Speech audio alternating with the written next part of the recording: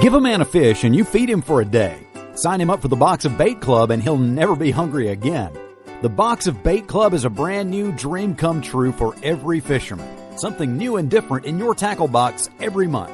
Every month, another excuse to get outside and do what you love. Don't let this one get away. The Box of Bait Club is currently accepting a limited number of pre-orders with subscriptions starting at $39.95 per month. Find out more now. Log on to boxofbaitclub.com. I'm just so happy my father had a chance to see his kids before he passed. I just want to say thank you. When her father fell ill, the American Red Cross was able to help get Veronica's brother home from the Navy to speak to his father one last time.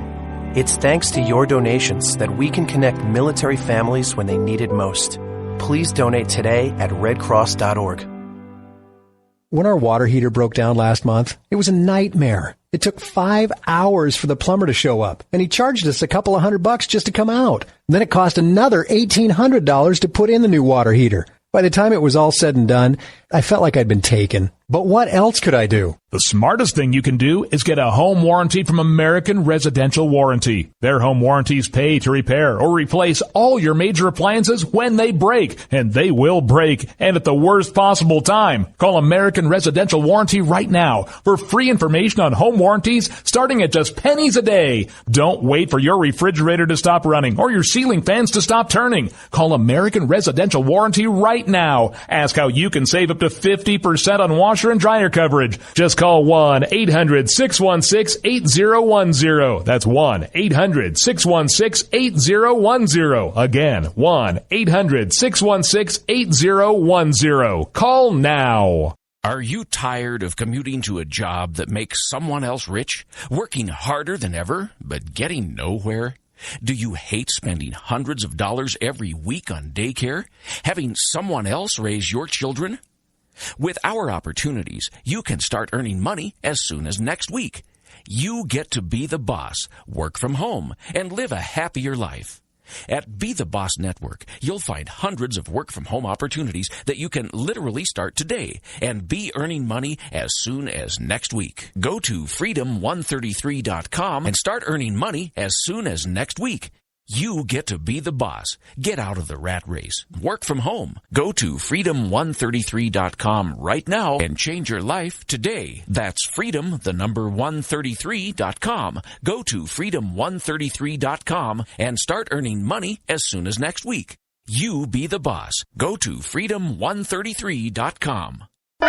Attention business owners. We know that owning a business means getting things done right now. So if your right now list includes a new building, call the Right Now Company. General Steel. We can design a building for your business quickly and save you thousands of dollars. That's right, thousands. You may think General Steel only builds large projects or that you can't afford General Steel quality. Well, check these prices. How about a 40 by 60 foot building for under $22,000? Or even a 50 by 100 for under $35,000? That's right, a 5,000 square foot building for under $35,000. And these buildings all have General Steel quality. Best of all, you can still order a building and have it delivered in time to build this year. How's that for right now? So if your right now list includes a new building, call the Right Now Company, General Steel. 800-393-5756.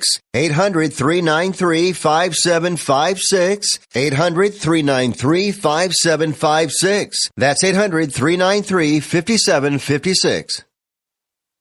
Tired of paying outrageous prices for Viagra? Well, we have great news for you. Now you can finally get Viagra at huge discounts. Healthy Man allows you to save up to $500 on Viagra. Why pay U.S. pharmacy prices of $15 per pill or more when you can get Viagra for less than $3 a pill? Call today and get 40 Viagra pills for only $99. This can cost as much as $600 at your local pharmacy. You can't afford not to call us. If you want Viagra at the lowest prices, never pay $15 a pill pharmacy prices again. Get Viagra for less than $3 a pill. Call 800-595-2614 today and save up to $500 and get 40 pills for just $99. Healthy Man is fast, easy, and affordable. Operators are waiting at 595-2614 to take your call now. Call 800-595-2614. That's 800-595-2614. Again, 800-595-2614.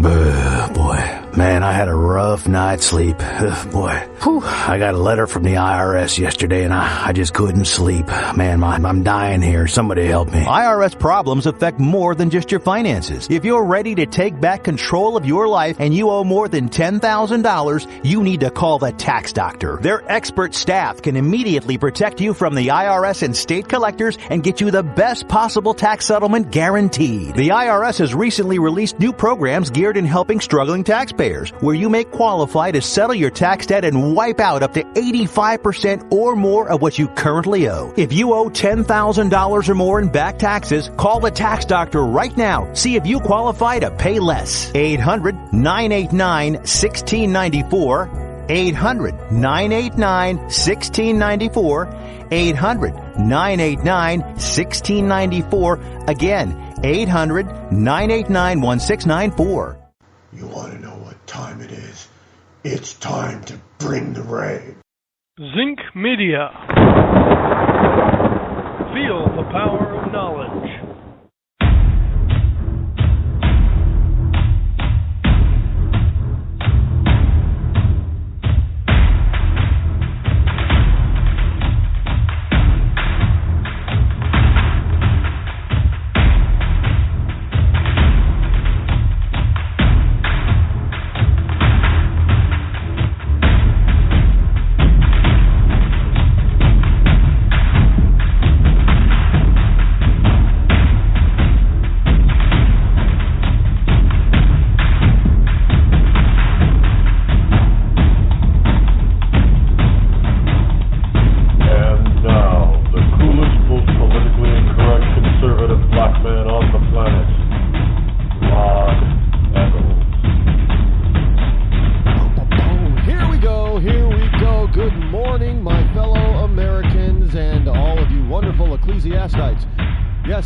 Your lovable host, L. Rod, coming to you, live? Yes, right, live from my bunkerized home studio somewhere within the great grand state of New Hampshire, where the state motto is, live free or die. It is not big government or bust. The call-in number this morning is the same call-in number as it was yesterday morning, 603-835-3224, 603-835-3224. It is a rather cold and blustery morning here in one of the coldest mornings of the year. Trick some people. What do you mean? Is it coldest? Really? Because they think it's months and months old when you say it's the coldest day of the year, and everybody kind of relates back to like September or October. But no, this year is only 19 days old. We are January 19th, Tuesday, in the year of our Lord, 2016. Past the halfway mark in the first month of the year. And things are starting to, even though it's, I think, around 10 or 12 degrees outside, with a wind, giving a wind chill factor of close to zero, I think things are really about to start to heat up here in New Hampshire, politically speaking, of course. I was perusing Twitter this morning. A lot of stuff here, though. The paper pile is just full. It's tall today. Going to try to get through at least half of it, which is probably an impossibility because it's just so much stuff out there. But this morning I was perusing Twitter, my Twitter account. You should probably follow me on Twitter if you're not. Pretty simple. I'm easy to find on any social account that I have. Just look for Rod Eccles. I don't have any cutesy names or change from social network to social. Because some people on Facebook they might be Fancy Pants, and on Twitter they're Wonderful John, and then on LinkedIn is their real name because it's professional, and then over on Pinterest they're the Pin God or something like that. Why, unless you don't want people to cross-channel you, why would you do that? Why would you make it difficult for people who might like what you have to say and might, just want to follow you in more than one place. They might want to be on Facebook and Pinterest. They're two different mediums, but if you use different names for each social media, so what is it? Online SN? Call it. No. Why use different ones? The nickname, I guess, below the real name, because on Twitter you could probably find me also as Rod, but go to any of the social media and just look for Rod Eccles, and you'll get me. You'll find.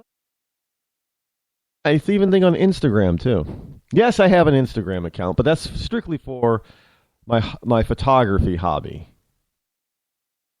I think you can find me either at Rod Eccles or Lightning Rod. It's still the same thing. Easy to find. I just don't understand why people have to, try to be cutesy. Be yourself. One of the things that is starting to come to light, that is starting to worry people, is this idea of virtual reality. Because people are starting to get, they're spending a lot of time online trying to create a persona that is nothing like the real them. They get locked in this fantasy. I love how some people think that they are just so smart, too.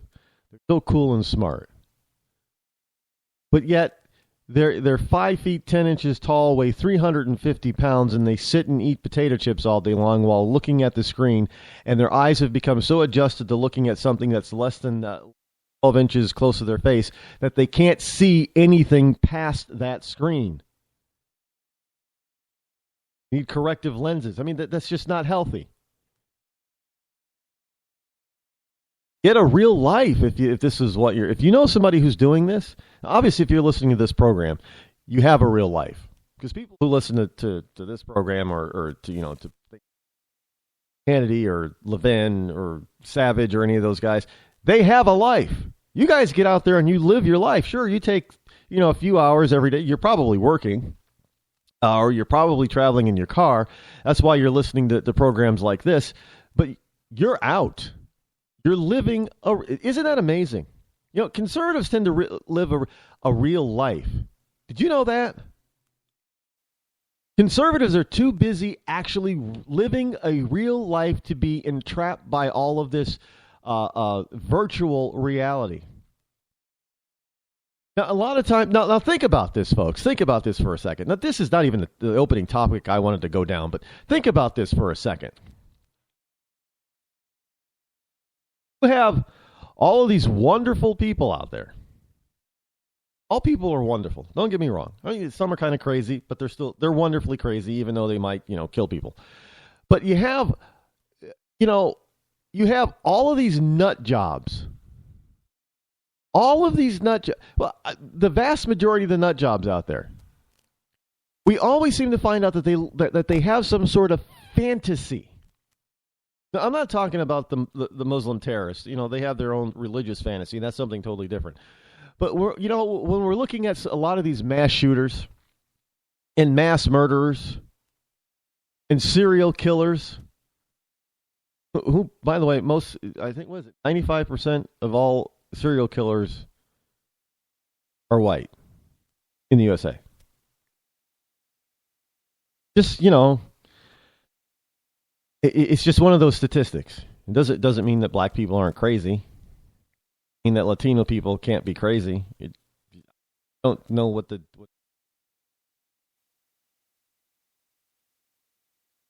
and I don't study serial killers. But you have all of these people who do all these horrific mass killings or multiple killings. And in almost every instance, you'll find that they have there is a connection to left-leaning politics. I'm not making this up. I wish I was. Because they find themselves living in a fantasy world. Now, maybe they do have some mental illness that puts them there. That's a possibility in some cases, but it doesn't explain them all. Now, sure, we have some people on the right who've also done some dastardly deeds. Tim McVeigh, the Oklahoma City bombing, that was awful. They were obviously connected to the right. They were. But you have, and even when you have the left who try to portray all of these people as being righties, they're obviously and proven lefty, like the Gabby Giffords shooter, a known lefty. But yet we heard from the lamestream media that this guy was, he listened to Rush Limbaugh. He never listened to Rush Limbaugh.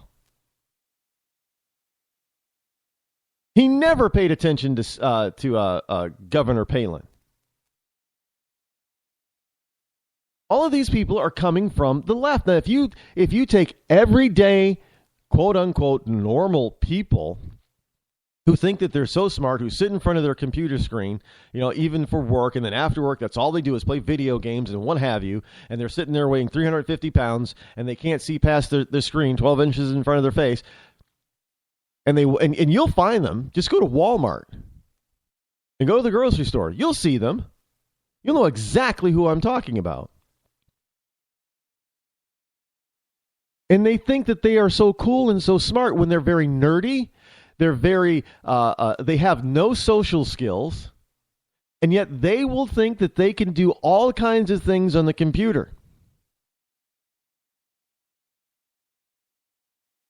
And they believe that they like to think of themselves as these wonderful heroes that are running around saving people and killing bad guys and zombies and all this kind of stuff, yet they're sitting there at 5'10", 5'9", 5 feet 10 inches tall, 5 feet 9 inches tall, weighing over 300 pounds, and they can barely touch their own toes. And these are the people that think that everybody else should also be giving them something. Why? Because they're too damn lazy and too wrapped up in their own little world, their computer and virtual world, to actually improve their skills and then go market them to get a better paying job. They're the ones that are sitting around over at places like, I'm going to say it, they're sitting at Walmart. They're working in the gas station, convenience store, 24/7. There's nothing wrong with it. They have a job. But they're complaining that all they're doing is making $12 an hour. And that somebody else should be paying for some part of their life. While they're sitting at home on their duff on their days off, not doing anything, but pretending to live life instead of actually getting out there and living it. Now, people on the right tend to actually get out there and live life. Sure, we have our hobbies. Sure, we like to spend some time on the computer, on social media, social networking, and all that kind of thing. I can tell you this, though. If you were to ask, they don't like to release this type of data, but if you were to ask Facebook or Twitter or any of the others try to split, because they know how much the average person spends on their site every day. They know down to the second, kind of like down to the penny. They know down to the second. And they also have all that information about your political leanings, what you like, dislike, all that. They have so much information on you. That's how they're able to sell advertising. But they know you better than you. But what they don't like to admit is that those who are more right-leaning spend less time than those who... If you notice a lot of the ads that are pointed toward, what are they? Pay attention to the ads that come your way. Just pay attention to them from now on. You don't got to buy anything, or just start paying attention to the ads. You're going to start seeing a pattern. Simply because Facebook and Twitter and all those other networks, they know who you are by your surfing activities. Now, you're probably going to see certain ads repeat themselves over and over and over and over again. And there, again, nothing wrong with that. It's just called target marketing. But understand, you're being targeted in a way because you're not spending as much time as somebody else is online. Now, I want you to try to pay attention to a liberal friends page. Ask them about what type of ads that they're getting, how often they're getting, because the less time that you're spending on if you've been on there for a long time, like say you've had your account on Facebook for 5 years, but every time you go onto Facebook, you're only on there for 5 minutes, you're more likely than not to see, on average, more ads than the person who's on there for an hour.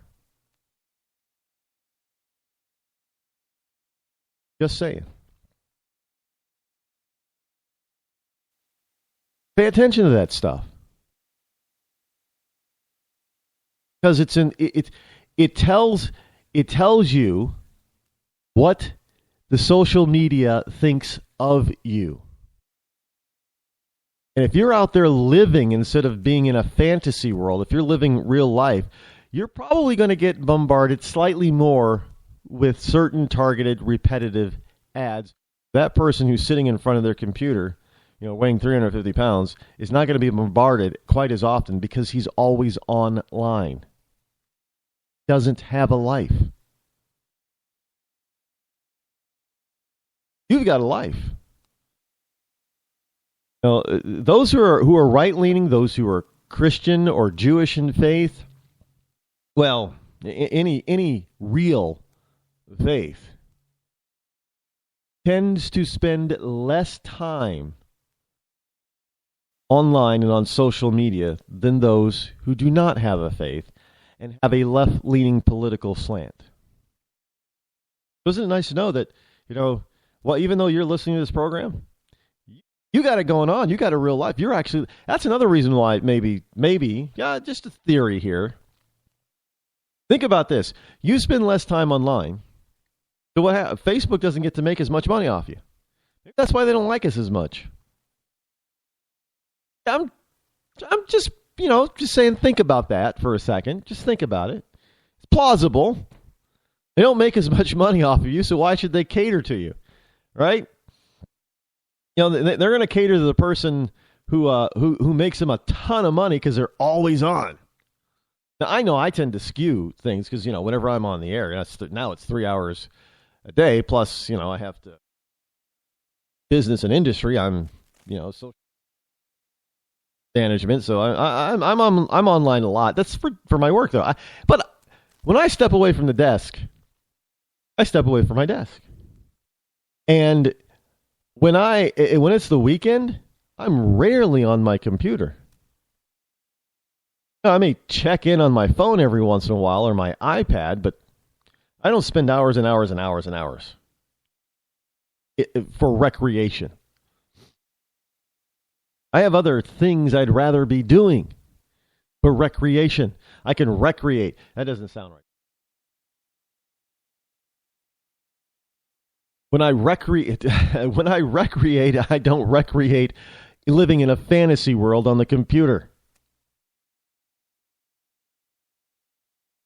Now, this is how some of our politics are born, too. Because if you actually pay attention to this, then you'll start to understand how it is that Democrats and Obama were able to utilize social media so early on. Because basically conservatives and Republicans back in 2007, 2008, 2009 were not spending a lot of time on social media. A lot of their free time was not spent on Facebook, MySpace, and other social media of the day. I know you probably haven't heard that word in a while, MySpace. It's still around, by the way. But, I still get an email from them every once. See, this is the problem. This is why I tell you. Now, this is just a side note of it. You got to be careful what you post online. You got to be careful because it doesn't go away. And you got to be careful when you're trying to, let me just put it this way. If you're pretending to be somebody else out there, you need to stop. It's not funny. It's not cute. You're not being, flattering to the person that you're trying to be or pretending to be or imitating. It can be harmful and dangerous. And the stuff doesn't go away once it's on the internet. For example, yes, like just about everybody else, like hundreds of millions of people, I once had a MySpace account. Well, I deleted that MySpace account. Well, every once in a while, MySpace sends me an email. And I go over there. I'm like, why are they sending me? I go, and there's my account again. And I'm like, I've deleted this account. It doesn't go away. Just as a side note, so maybe you should pay attention. I know a lot of people don't pay attention to their email stuff. Sometimes they'll throw a lot of stuff over into the trash spam folder. You need to start paying attention to that stuff. I'm telling you right now. Do not know what's coming back to haunt you. Stuff you think that you have deleted on some network or site or what have you can come back. Are there laws against that? I don't think that there are. Which is why it's happening. I know MySpace's hope is that they're going to bring back the glory days by getting people to come back and start utilizing the service. What easier way to utilize the service is to revive the old accounts, I guess, right? No. Makes me want to. I can't block them because I need to know every time that they restore this account. And the funny thing, it can't be somebody who's imitating me, because I go in there and I change the password every single time I get a new notice that, this person or that person said hi, or is it like. And I've even contacted the MySpace support, said, look, I've tried to delete this account. It's deleted permanently. Get rid of it. Erase it. Hey, a few months later, I get an email. I'm just resigned probably for as long as MySpace is active. I'm probably every 3 months or so, I'm going to get an email. I'm going to have to go back over to MySpace, change the password, and then delete the account again.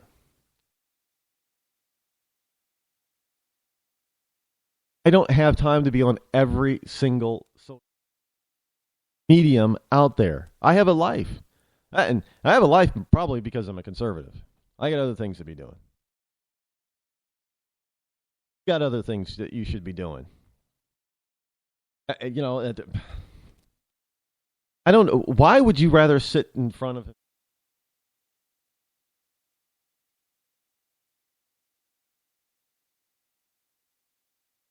Nothing like your persona. And the allure of that. I never did, I guess.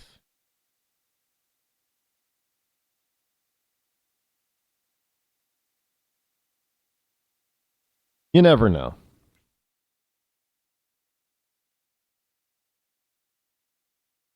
Live that way in order to fully understand them. I don't. Anyway, folks, that took a lot longer than it should have and than what I was expecting to, because, well, I wasn't even expecting to even cover that. Got a lot to cover today. Got some Oscar news. I cannot believe, well, it is Hollywood, so it should be expected about how shallow these people. And this whole Oscar flap just shows how shallow. And got a lot of people over on Twitter who are responding to something I said about oil prices, and it just proves that some people just don't understand economics 101. Because all they're doing is thinking about their own pocket. And I get it. I really do. Look, I'm not going to deny it. I mean, because there's what is it? It's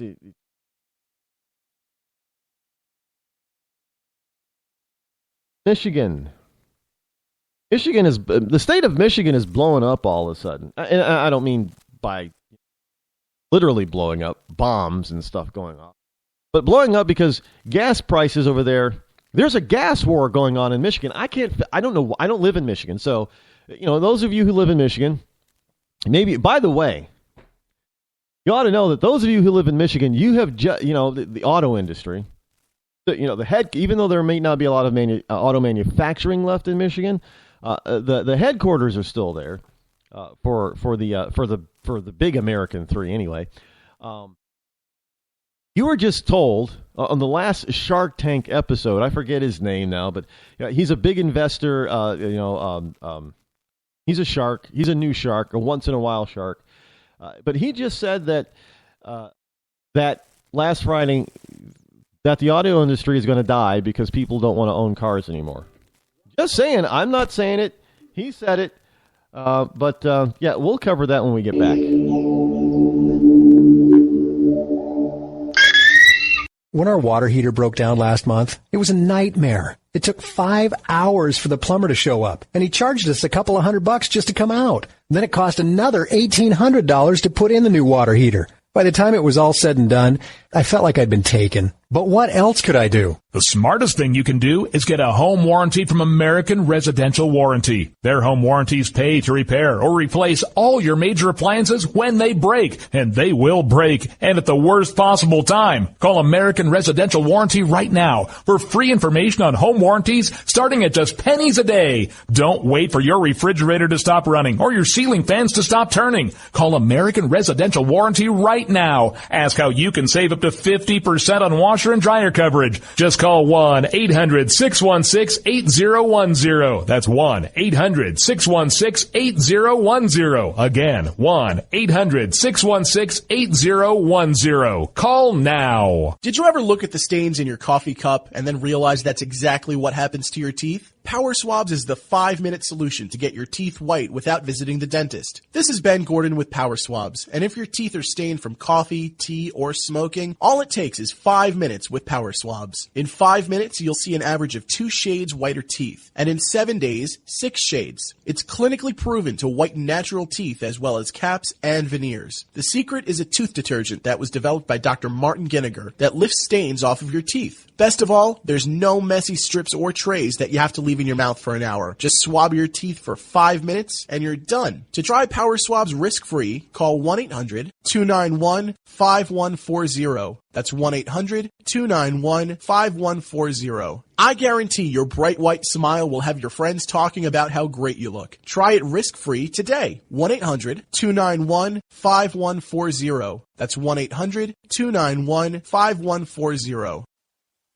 Tired of paying outrageous prices for Viagra? Well, we have great news for you. Now you can finally get Viagra at huge discounts. Healthy Man allows you to save up to $500 on Viagra. Why pay U.S. pharmacy prices of $15 per pill or more when you can get Viagra for less than $3 a pill? Call today and get 40 Viagra pills for only $99. This can cost as much as $600 at your local pharmacy. You can't afford not to call us. If you want Viagra at the lowest prices, never pay $15 a pill pharmacy prices again. Get Viagra for less than $3 a pill. Call 800-595-2614 today and save up to $500 and get 40 pills for just $99. Healthy Man is fast, easy, and affordable. Operators are waiting at 595-2614 to take your call now. Call 800-595-2614. That's 800-595-2614. Again, 800-595-2614.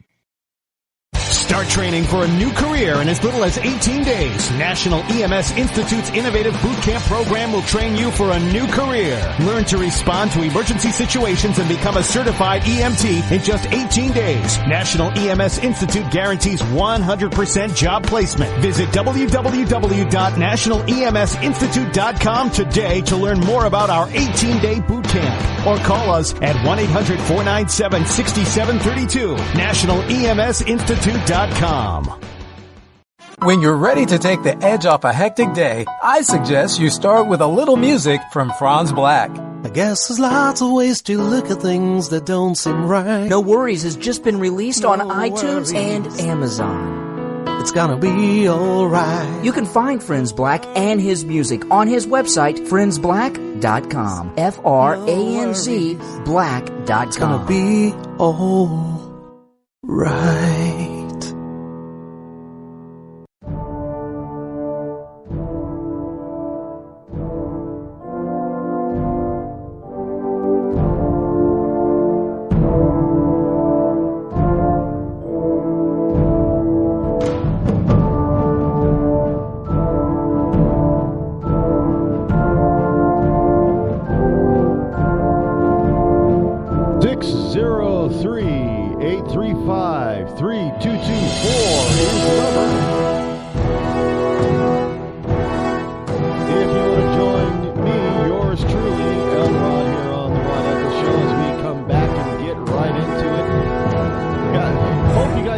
Stuff that we're bringing out. New intro, the new bumper music, all that kind of stuff. It was a lot of fun to create. Got a lot more of it coming. Got a lot of other new stuff coming too in the new year here in 2016. We've got the gas wars going. Oh, now it's starting to flood my news feed every morning. And I've been vindicated because there's a lot of talk going on Twitter right now. And this is how I originally intended to open the program, but we've got a lot of this stuff. People talking about on Twitter. Oh, this is good for the American economy that gas prices are so low. You got a gallon of gas right now. Gas Wars in Michigan is going for 46 cents a gallon. Some stations. Now, I do believe if you combine it, I apologize. I didn't look it up because I don't know the total in Michigan, federal and state. But I think 46 cents is the amount of the tax.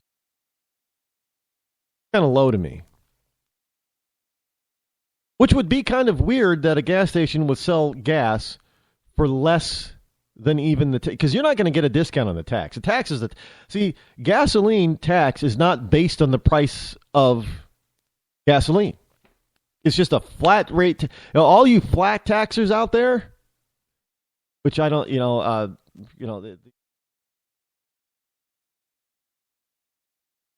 tax. You fair tax people, not flat tax, but you fair tax people who want to basically have a national sales tax. That's what it really is, a consumer tax. There you go.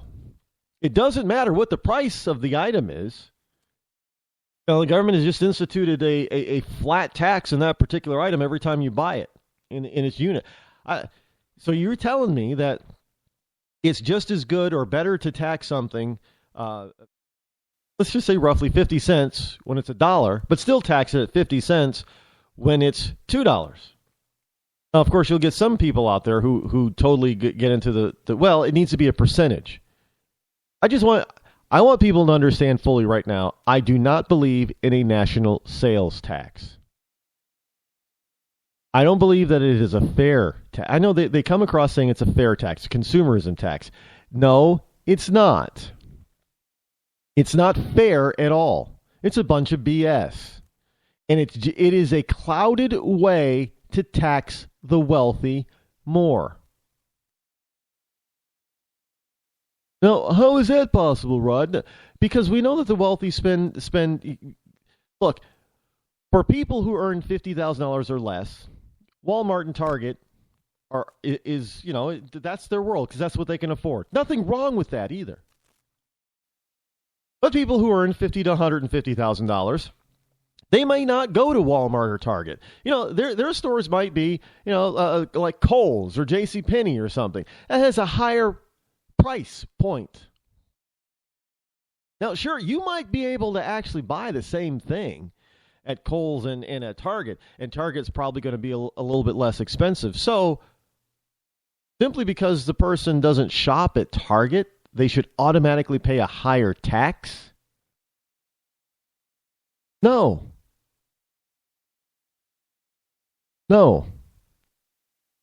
This is how we get to this so-called fair tax, and it's based on a lot in part by sales taxes from states and from federal flat taxes or percentage taxes on certain types of goods or services.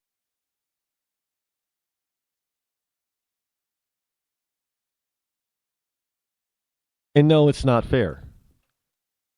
Because even though you may only earn $20,000 a year, you still got to buy stuff. So you're gonna spend a greater proportion of your income at $20,000 a year buying stuff just to live, versus the person who makes $50,000.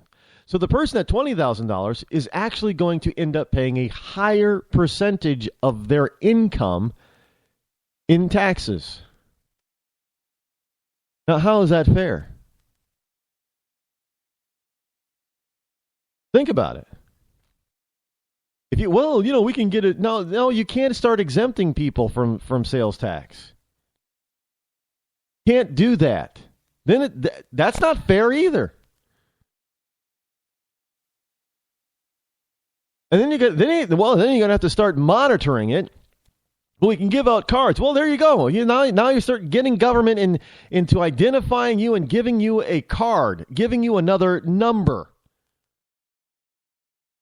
When you start, I know some people on the surface say that this fair tax is great, and and when it was early on, a few years ago, I had some people that were in the industry with me, and they said, "Well, Rod, you got to think about this." And I started to really think about it. Well, it sounds kind of fair, and then I started to really think about it and dig into it, and found out that the fair tax is one of the least fair options out there.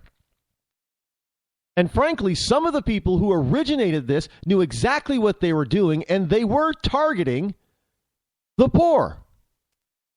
And by doing so, what that would do is it would open up other avenues for more government intervention.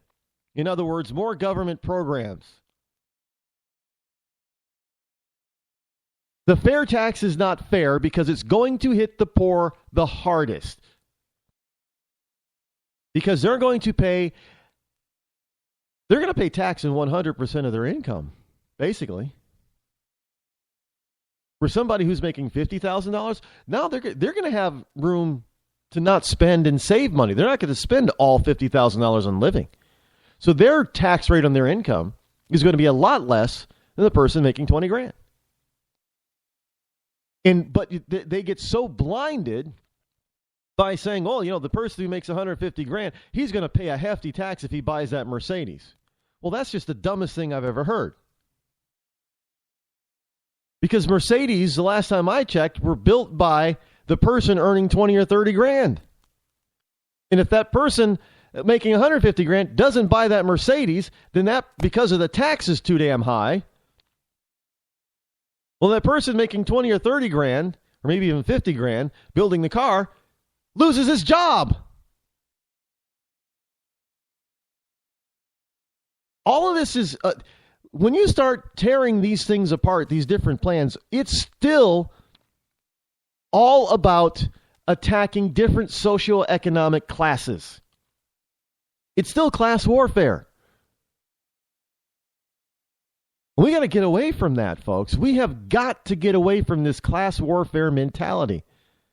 Most rich people are not bad, evil people. In fact, a lot of times you would be absolutely flabbergasted or surprised about who you would consider to be rich. Because a lot of rich people do not act rich to begin with. I know everybody tries to go back and give the example of Sam Walton, walking or driving around in an old beat-up Ford pickup truck.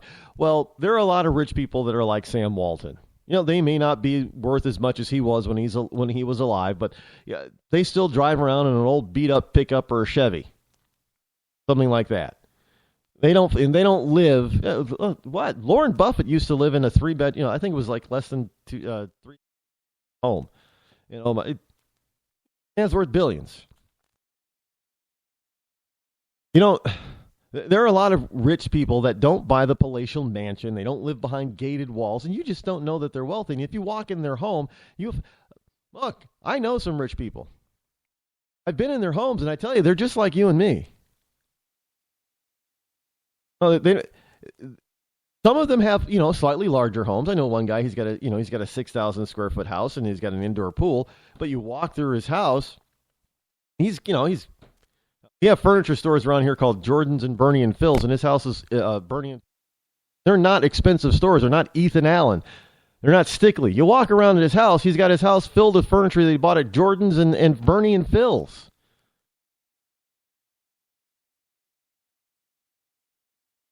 The same kind of stuff that you and I would go and buy. Unless, of course, you're rich. I don't know. Yeah, I find it amazing that people who aren't rich try to pretend to be rich, going out and spending all their money on high-priced items. Don't get me wrong. I love walking through an Ethan Allen furniture gallery, but that stuff is just pricey. It's beautiful, yes, and it's, for the most part, well-built. I just look at, why am I going to spend $10,000 on one dining room table when I could probably go to Jordan's and buy the whole damn dining room set? Denza, table, 8 chair for $10,000. That's the way I think. I think that's the way most people think.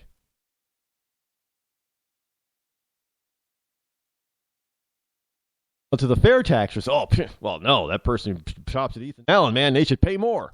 Well, they forget something. Not that shallow.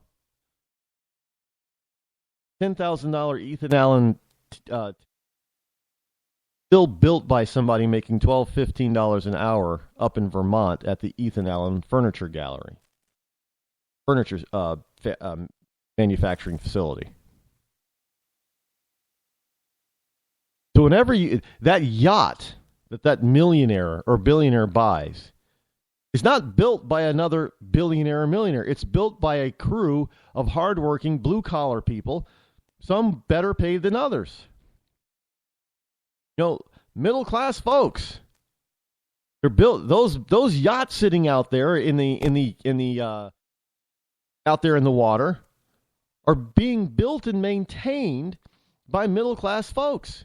And if you start hammering on the rich where they can't afford to buy that yacht or keep that yacht anymore, all those people who depend on that rich person buying the yacht are going to lose their job. You don't hear that when people who are foisting this class warfare stuff, do you? Rich got to pay their fair share. Rich don't create jobs. Really? They create and maintain a job every time they buy that expensive yacht. They create and maintain a job every time they buy that expensive luxury vehicle. They create and maintain jobs every time they decide they want to build a new mansion. Think the carpenters and plumbers and electricians that build those houses? You may think that they earn $20 or $30 an hour. They may be highly paid for the amount of work that they do, but they're still average, everyday, blue-collar people. Most carpenters and electricians and plumbers are not earning six figures a year. Rich person can't build their house, can't build a new office building anymore. Guess who loses a job? All the people in construction that would have worked on those buildings.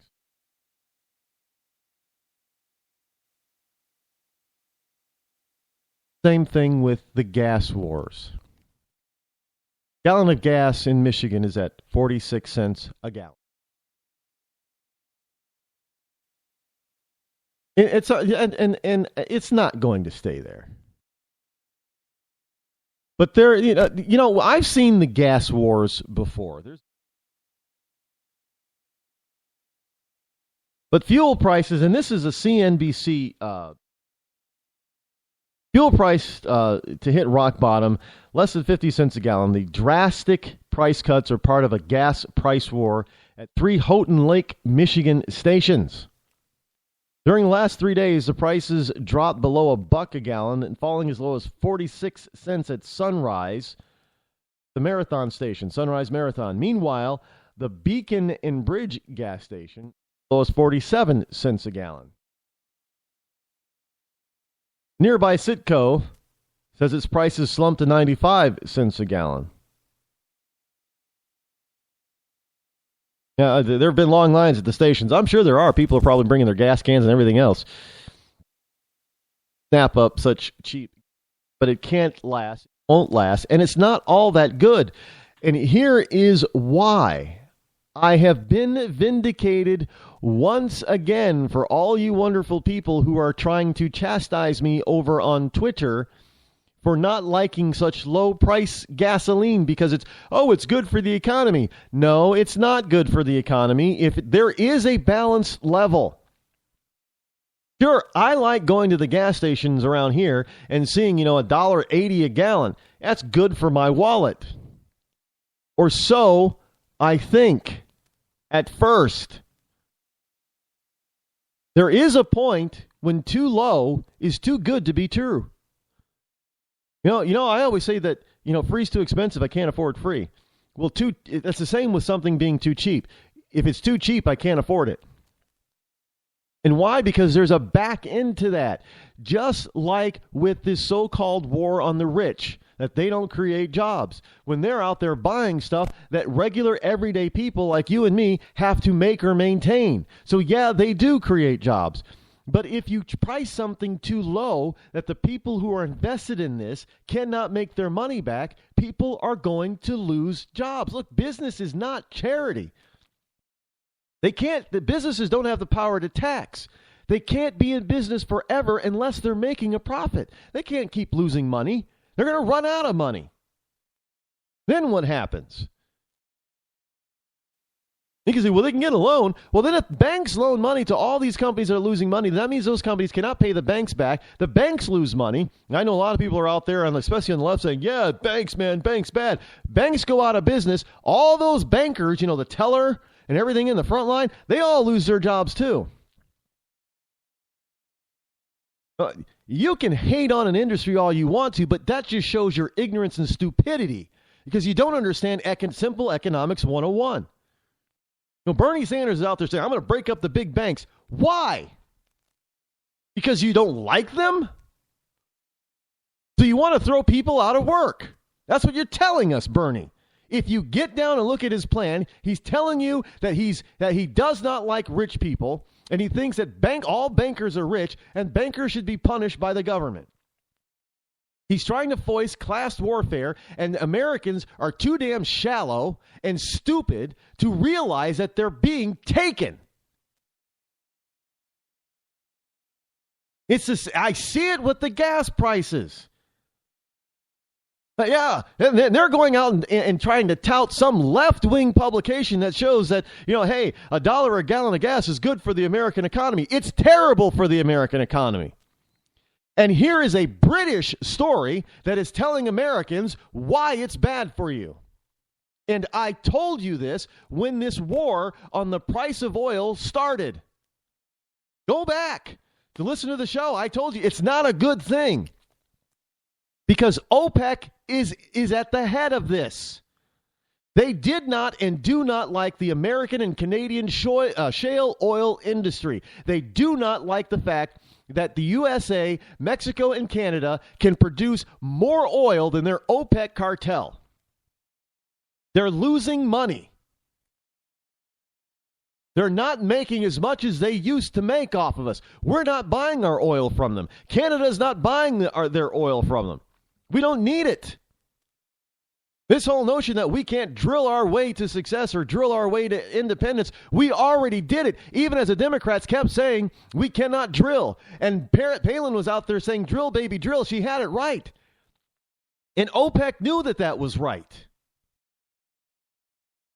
Because now they have flooded the market continuously with oil, forcing the price of oil down. And all you see in American newspapers is that the Chinese economy is in trouble, which is causing the collapse of oil prices. No, that's bullshit. The collapse of oil prices is strictly due to a glut in the oil market. And there's a glut for only two reasons. One, ISIS is controlling oil fields and they're not shutting down because they want the money to help fund their war efforts. And OPEC, too, is saying, well, they've had a chance a number of times to cut back on production, but they didn't, and they didn't on purpose. And here it is in the Times, Natural Resources, the times.co.uk. OPEC is out there admitting they think that they've won. We've defeated the shale revolution, says OPEC. That was their goal, and I told you from the beginning that was their goal. And we've got hundreds, if not thousands of Americans who are being paid $50,000, $60,000, $70,000 to extract oil, blue-collar workers who are losing their jobs. Yet you want to run around as a lefty and say, yay, I paid $1 a gallon of gas. That's good for everybody. No, it's not good for everybody. And the more insidious reason is that you've got a cartel out there that wants a stranglehold on the U.S. and the world oil market. So they can go back and charge whatever the hell they want. Remember the last time gas got to be $4 and $5 a gallon? Yeah, we weren't producing much in the USA back then.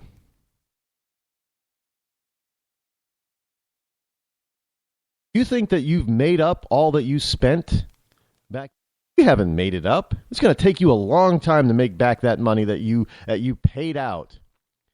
When for months, years, gas was over the $3.50 mark. And you think now that you've hit the jackpot because for a couple of days or a few weeks maybe, you're going to be paying $1 or $1.20 or 95 cents a gallon in gas. That's how stupid the American people have become. I'm sorry. I just, it may be harsh to say that, but you've got to understand that that is the absolute truth. And the sad part is that the Democratic leadership knows exactly how all this works. Some of them really are airheaded and stupid. Yeah, absolutely. Nancy Pelosi, I fully believe, is just a total Valley Girl airhead. But you've got others who are not so stupid. They're pretty world savvy. They're not in it for you. They make it sound like they're in it for you and me, but they're not. Bernie Sanders makes it sound like he's in it for the little guy on the surface.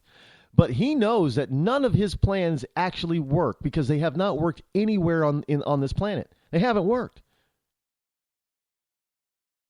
But he's in it for the control. He's in it because he has this personal hatred for success. I don't know why. He has a personal disdain for those who are successful. Look, a big bank just isn't born as a big bank.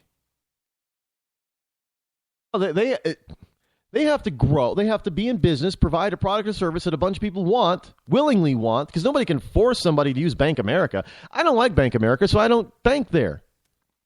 But there are millions of people that obviously like Bank America, so they bank there. They don't have to bank at Bank America. They don't have to bank at Citibank. No, they can go to their local credit union or small town savings bank, but they don't. They choose to go to they choose to go to the banks that they go to. Well, Bernie Sanders doesn't seem to like that millions of Americans have made the choice to bank at these big banks. I don't understand the hatred for this. They make these false enemies. Big banks do not have a monopoly in this country. Well, they can control this and they don't have to. They only control the stuff that you say that they may control, which they really don't. But they only control the stuff that you say that they control simply because they have millions of customers paying them to have that control.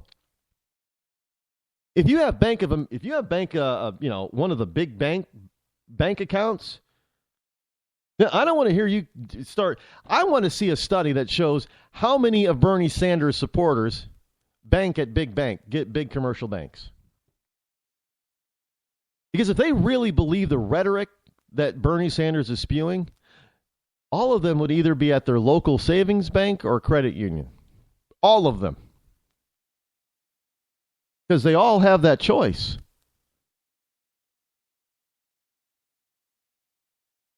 And I don't believe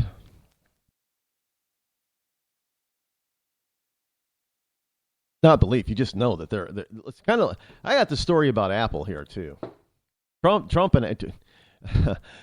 may be stepping in at this time because he's taking on Apple. You don't take on Apple. You don't take on Apple, man. No.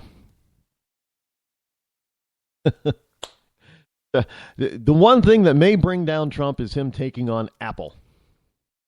He could say, he could probably say that he believes that gas should be $3 a gallon.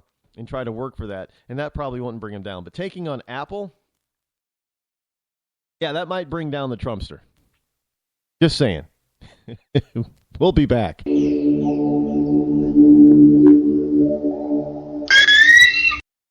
Give a man a fish and you feed him for a day. Sign him up for the Box of Bait Club and he'll never be hungry again.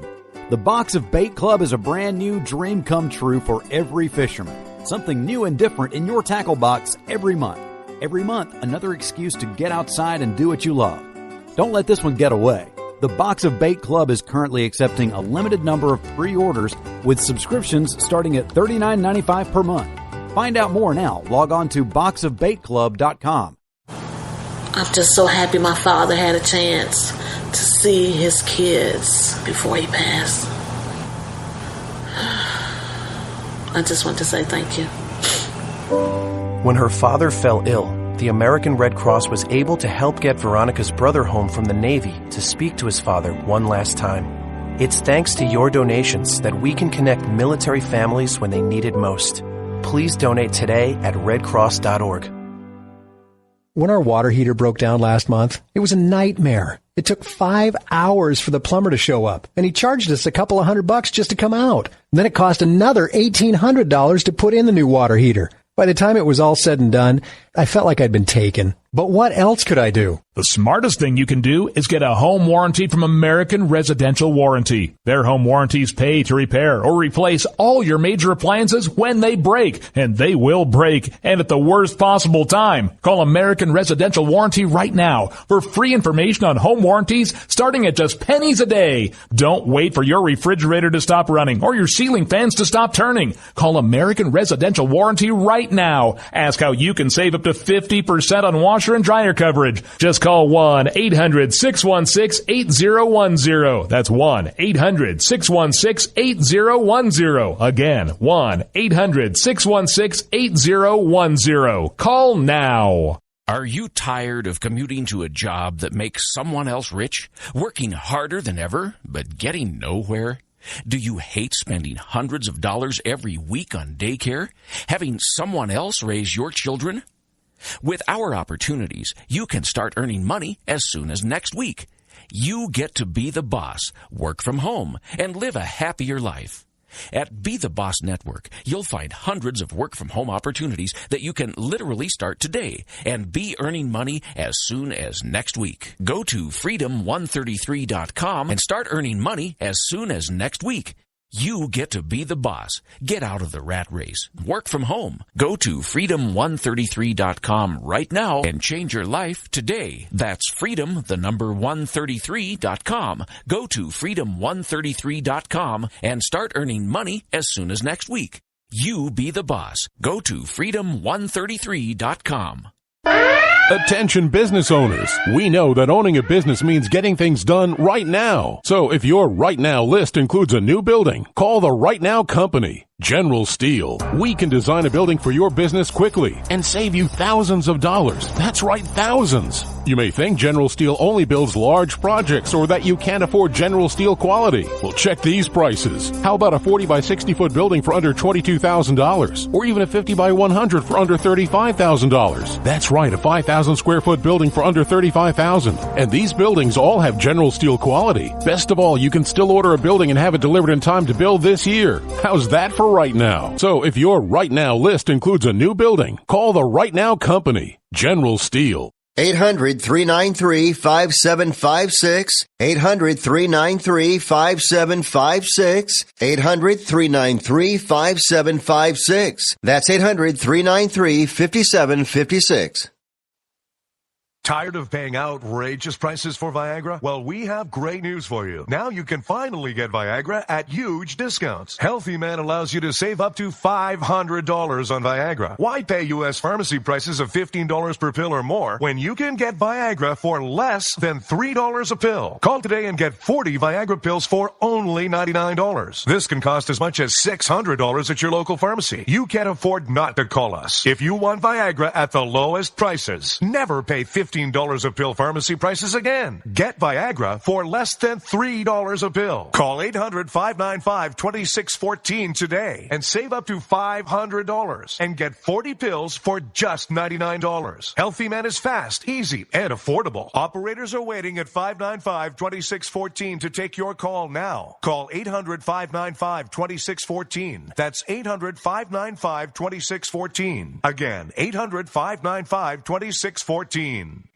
Boy, man, I had a rough night's sleep. Boy, I got a letter from the IRS yesterday and I just couldn't sleep. Man, I'm dying here. Somebody help me. IRS problems affect more than just your finances. If you're ready to take back control of your life and you owe more than $10,000, you need to call the tax doctor. Their expert staff can immediately protect you from the IRS and state collectors and get you the best possible tax settlement guaranteed. The IRS has recently released new programs geared in helping struggling taxpayers, where you may qualify to settle your tax debt and wipe out up to 85% or more of what you currently owe. If you owe $10,000 or more in back taxes, call the tax doctor right now. See if you qualify to pay less. 800-989-1694. 800-989-1694. 800-989-1694. Again, 800-989-1694.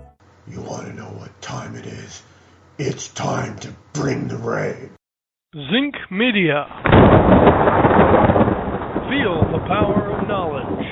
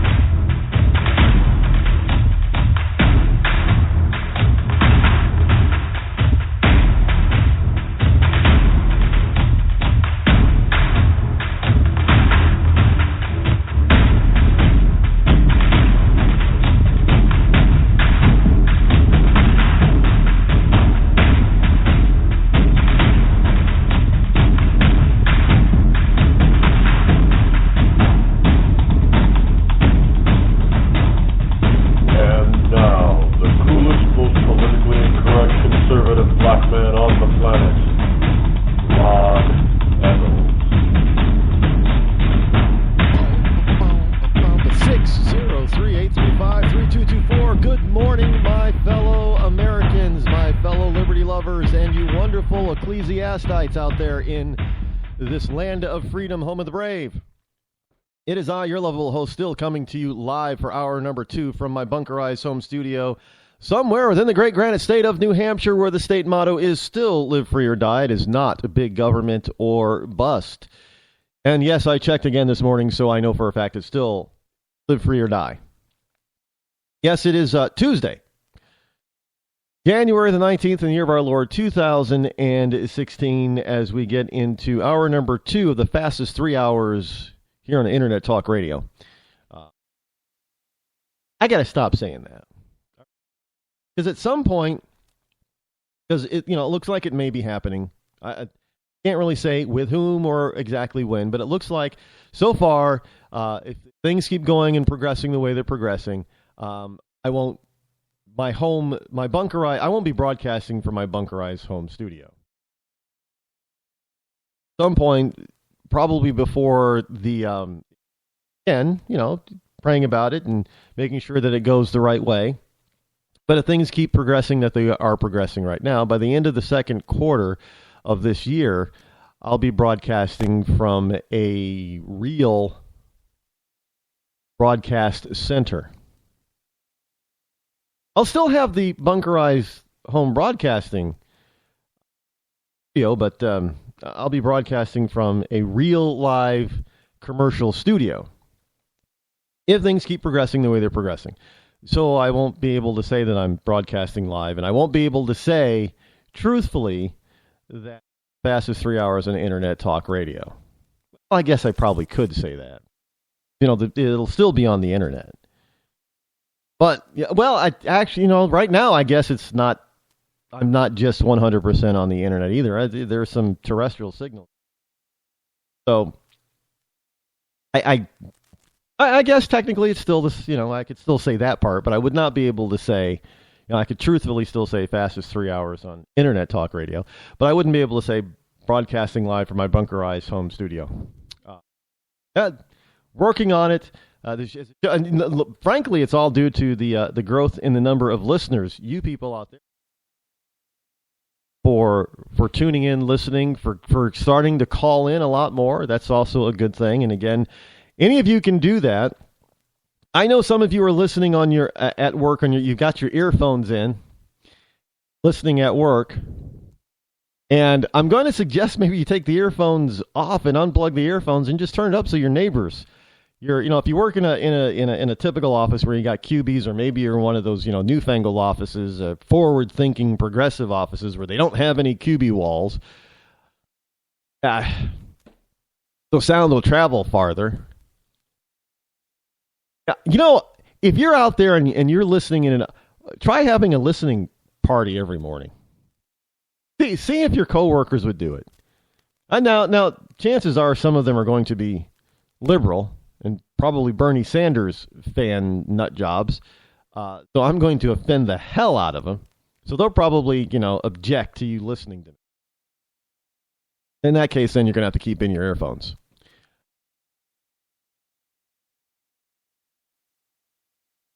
Or if you work in a restaurante, like a breakfast dive or and don't get me wrong, I like breakfast. I love breakfast dives. I love diners.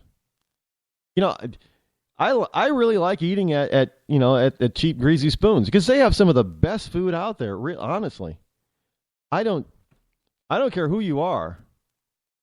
One of my favorite places to go and eat here in southern New Hampshire is a place in Manchester called Red Arrow Diner. That is my favorite diner that I have ever been to on this planet. I love it. And, when I was in Paris, we ate at this restaurant that kind of billed itself as the Indiana Diner and Grill. And the French version of India. I'm looking around thinking, because they're trying to say this is all, Southwestern, type of fare and American Indian decor and everything. And I'm cracking up. But you know what? It's no different here when we're saying that we're going to some restaurant, it's all French and they have all this Parisian decoration and stuff. And I can see how cheesy our stuff, because their stuff was just cheesy. I'm thinking that's like trying to get, you're out in the West Coast. I was in San Francisco. You had this we went to this place called the Manhattan Diner or something like that. And they supposedly have, New York City types of food like bagels and, like that. No, it doesn't work. But people out there, because they haven't been, they don't know any different. So all the Parisians who go into this restaurant called the Indiana, they don't know what the real American West is or real the state of Indiana. Hell, I don't even know what the real state of Indiana is like. I've never been to Indiana.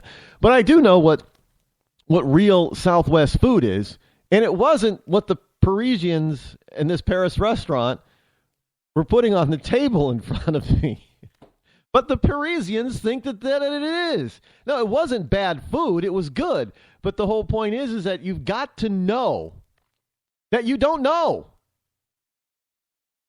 And that you're probably it's about as bad as saying, well, you're going to New York City to get Chicago-style pizza. How the hell do you know if it's really Chicago-style pizza unless you go to Chicago? And then when you go to Chicago, you find out that the stuff you were getting in New York City was a bad imitation. It may not have been bad pizza, may have been very good, but it wasn't good real Chicago pizza.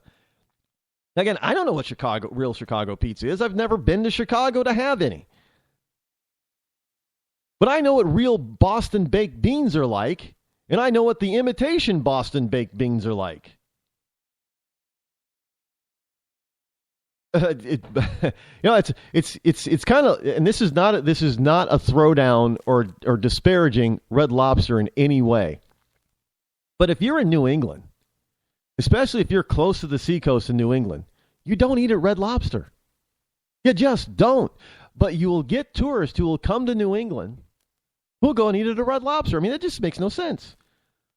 Why wouldn't you want to go to one of the local seafood restaurants that yes, they may even be on the water, and one of the owners or employees is probably out in the back with a fishing line over the back deck catching dinner as you speak, as you sit there and eat.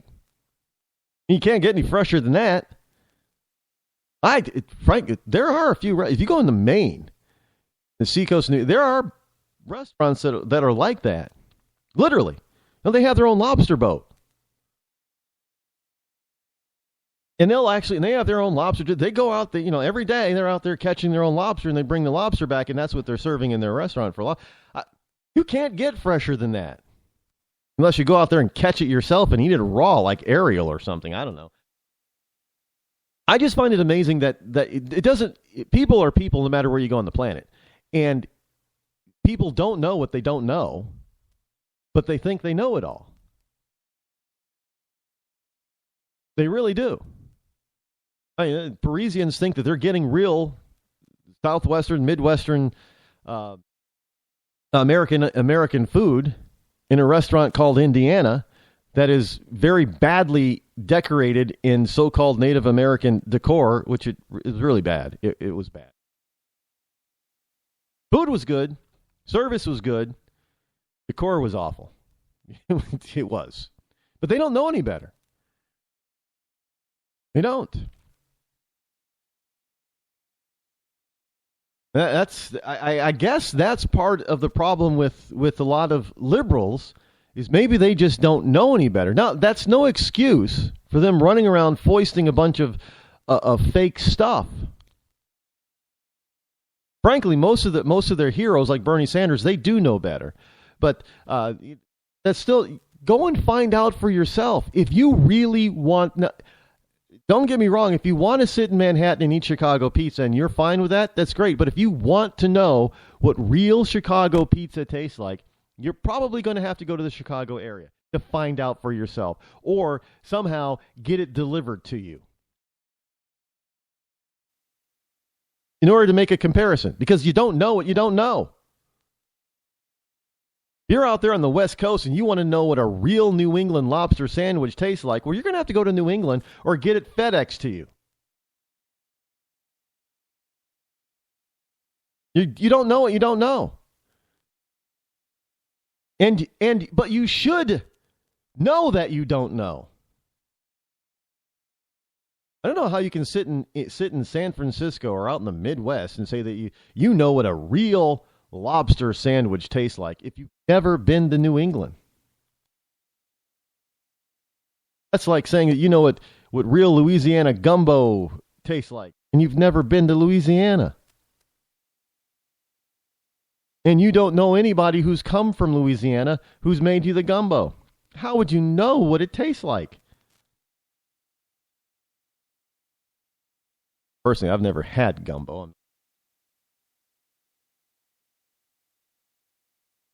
Is that like a shrimp? That's a shrimp from like Muddy Waters, right? I don't know. Don't people have... No, those are... hermit. How can you have a hermit crab? How is a hermit crab a pet? I don't know. I know there are kids and some adults who like hermit crabs as pet. I don't get it. Yeah, that just...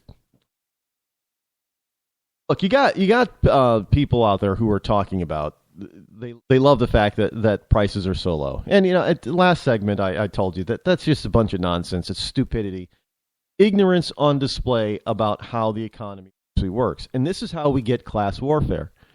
Because it's really based on jealousy. And that jealousy really drives things like lotteries. Isn't it amazing how everybody hates the rich, but almost everybody wants to be rich? Now, I scratch my head on that because I'm thinking, why the hell would you want to become something that you absolutely hate? Think about that for a second. Now, I'm not accusing Bernie Sanders of being rich, because actually I believe his net worth is below. He's not. Bernie is almost the real deal. He's almost the real deal. He knows the real truth, but he doesn't tell his followers the real truth. But he does almost live the way he talks. he's been working in government for more than half his life, so he doesn't really know what it's like to have a real job. But as far as his claims on Washington and state capitol corruption and all the money that flows in, and how these people, these elected officials, a lot of them, especially the career ones, they get rich off of jobs that don't pay them nearly the amount that they end up being. Look at Obama. Now, don't get me wrong. Obama. Well, I'm not going to say it. I'll say it. Obama got rich fairly. I know some people are thinking, did Rod just say that? Well, let me explain. He wrote or had ghostwritten a couple of books that sold a lot. And that's where the bulk of his wealth came from. Now, evidently, he's also, he wasn't worth $1 million when he was elected president. I know that his wife had that $250,000 job at that hospital where she hardly even showed up. What was it, like 300? She was making like $300,000 a year. But that they didn't have, and I know they had that big house that they got a great, a really unrealistic great deal on in a Chicago suburb. But they weren't rich as far as, millionaire status rich. They got rich as he was running for office for his first term, and just after he got elected because of his books. I mean, that happens. In order for his books to sell that much, people had to go out and buy them. Now, whether or not you liked his books or agreed with what was said in his books or what have you, it doesn't really matter. If you believe his books were well written or poorly written, it doesn't matter. People bought them. And that's what padded his net worth. And then he was able to, evidently he's not an incompetent investor. And he's been able to, increase his net worth slightly 7 years in office. So I don't disparage them for that. But I do disparage them for talking about wealthy people and them getting the breaks and all that kind of stuff. But they're living the lifestyle of an ultra wealthy person. And this happens with Democrats. I mean, you got Nancy Pelosi that has her own plane, for crying out loud. Then she wanted the American people to pay for it. This woman's net worth and her husband, they're in the billions. Hundreds of millions to billions. I mean, the Valley Girl is not poor, but she's out there disparaging rich people. I mean, are you kidding me? Bernie Sanders is one of the few who isn't, by terms of what most people would define as rich, is not rich. What is Senator, what is 180? That's what Bernie earns. He doesn't have secondary, at least he hasn't revealed that he has secondary and tertiary types of income coming in that makes him, earn $500,000 a year or something like that. Most of his income, if we've seen,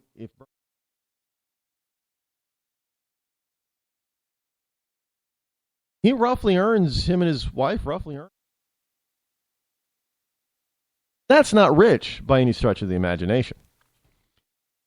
It probably goes a long way in Vermont because, Vermont is not, the cost of living in Vermont is not extremely high, especially compared to places like if you just go to Boston, New York City, which, Vermont, striking distances of those two communities. $250,000 in Boston and New York City.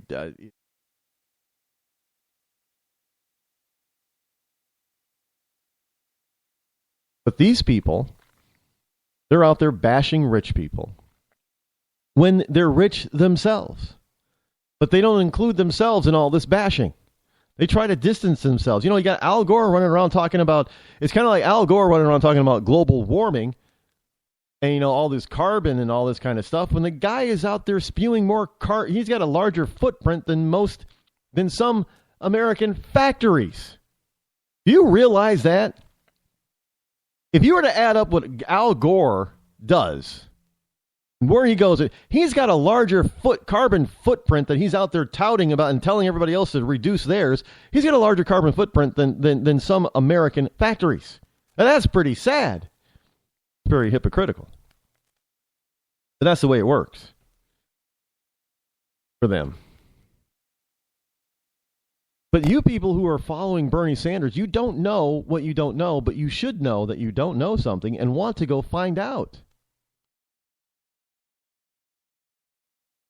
I mean, it's just common sense, and I know common sense is not very common, but it's also just plain logical. Bernie Sanders is out there telling you he wants to break up big banks. Well, do you bank at a big bank? Why do you bank at that big bank? And don't tell me it's the only bank that you have. Look, there are so many banks, and even a small town actually has more than one bank. Now, don't tell me you don't have a choice. And you can bank online now. You don't even have to go to a real bank, a physical brick and mortar bank now. You can just bank online.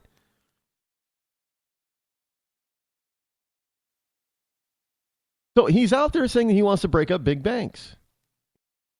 Do you bank at one of the banks that Bernie Sanders says is a big bank that needs to be broken up? How do you think that's going to affect you? Well, it's not going to affect you in a positive manner. Trust me. But yet you're supporting. Okay, what if you actually now understand that some of Bernie Sanders supporters work at banks? Now, if he is targeting your bank to be broken up, how is that going to affect your job? It's going to affect it. Either directly or indirectly, and it's going to affect your pay. But yet, and still, you haven't really found out the consequences of Bernie's actions should you actually get him elected. And this happens a lot. You had people down in Pennsylvania and in other coal-producing states that somehow, when he was out there touting, hey, you can start and build a coal energy plant. You can do that. We'll bankrupt you, but you can still do it. And he's out there saying that he wants to shut down the coal industry, and people in the coal industry voted for him. You're literally shooting yourself in the foot. And then when your mine or your coal-related industry in your town shuts down and it devastates your town, you're like, why is this happening? You got all these people that are shocked. Well, he told you what he wanted to do, but you believe this rhetoric that he was protecting the planet and he was targeting the rich people. And then what happened is that you, who are not rich, got affected the most. It happens time and time and time again. It always happens.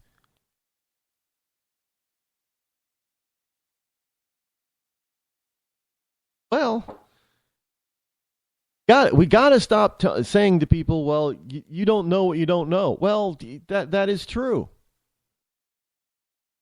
But you should have the wherewithal, the logical sense to understand what you don't know. Is it logical to believe that you've had real Boston baked beans when you've never been to Boston? And you've never had somebody from Boston make you beans?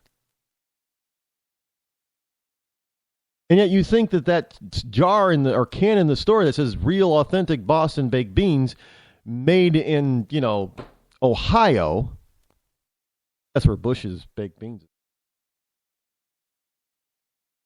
And I'm not bashing on any particular company, but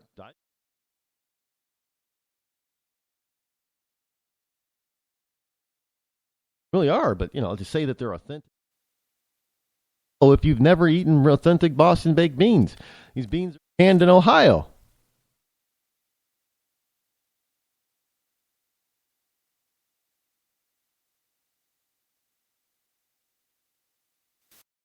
Those Parisians think that they're eating real.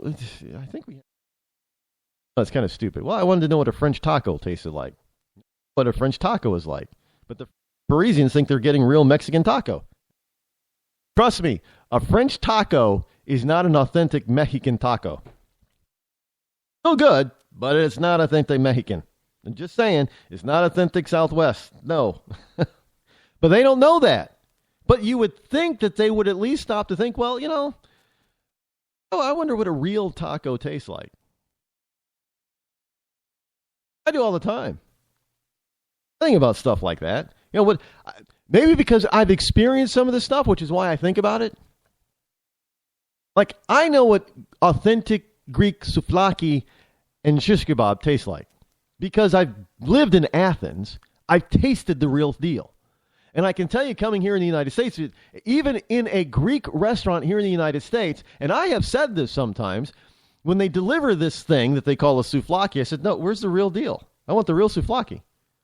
And I proceed to explain what a real one is based on the Athenian style. And there was one person I said when he was at the State Fair, New York State Fair, said, I would like a real one. And he looked at me and he smiled and he goes, yeah, I've been there. So I want a real one. And went back, made one, and gave it to me. And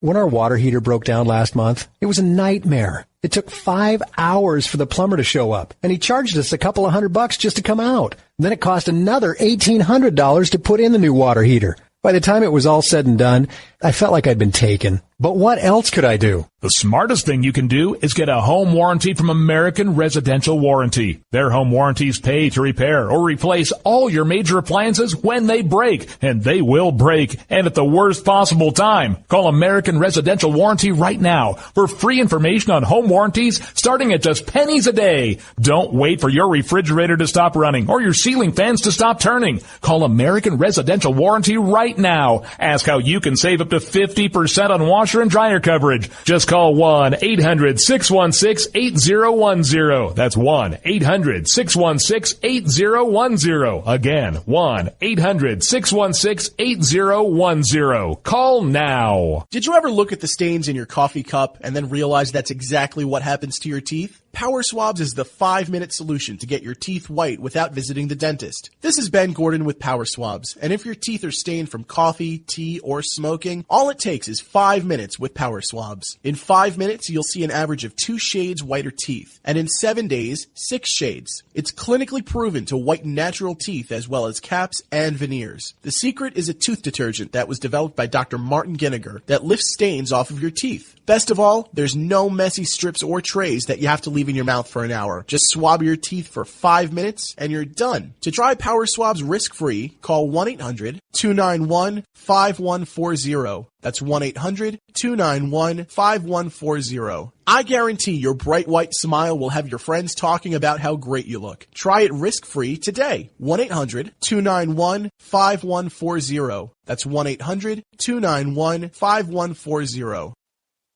Tired of paying outrageous prices for Viagra? Well, we have great news for you. Now you can finally get Viagra at huge discounts. Healthy Man allows you to save up to $500 on Viagra. Why pay U.S. pharmacy prices of $15 per pill or more when you can get Viagra for less than $3 a pill? Call today and get 40 Viagra pills for only $99. This can cost as much as $600 at your local pharmacy. You can't afford not to call us. If you want Viagra at the lowest prices, never pay $15 a pill pharmacy prices again. Get Viagra for less than $3 a pill. Call 800-595-2614 today and save up to $500 and get 40 pills for just $99. Healthy Man is fast, easy, and affordable. Operators are waiting at 595-2614 to take your call now. Call 800-595-2614. That's 800-595-2614. Again, 800-595-2614.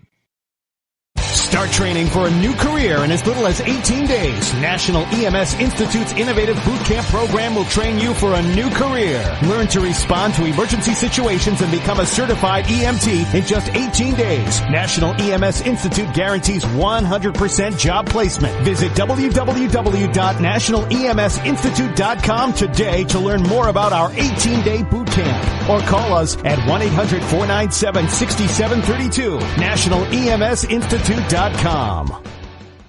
When you're ready to take the edge off a hectic day, I suggest you start with a little music from Franz Black.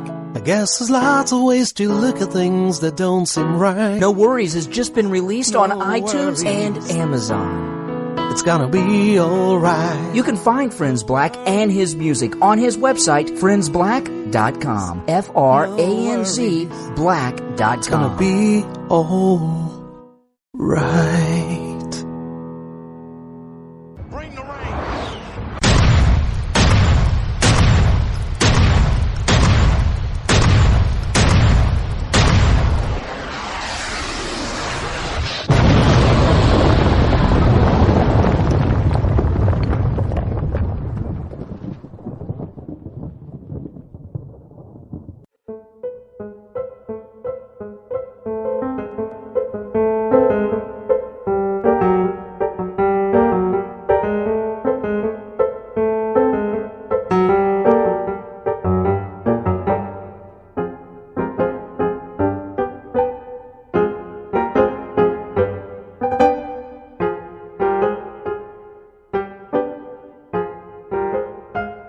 Welcome back. 603-835-3224 is the number to call, the call-in number, as it were. If you wish to join me here live, yours truly, Elrod, coming to you live from my bunkerized home studio,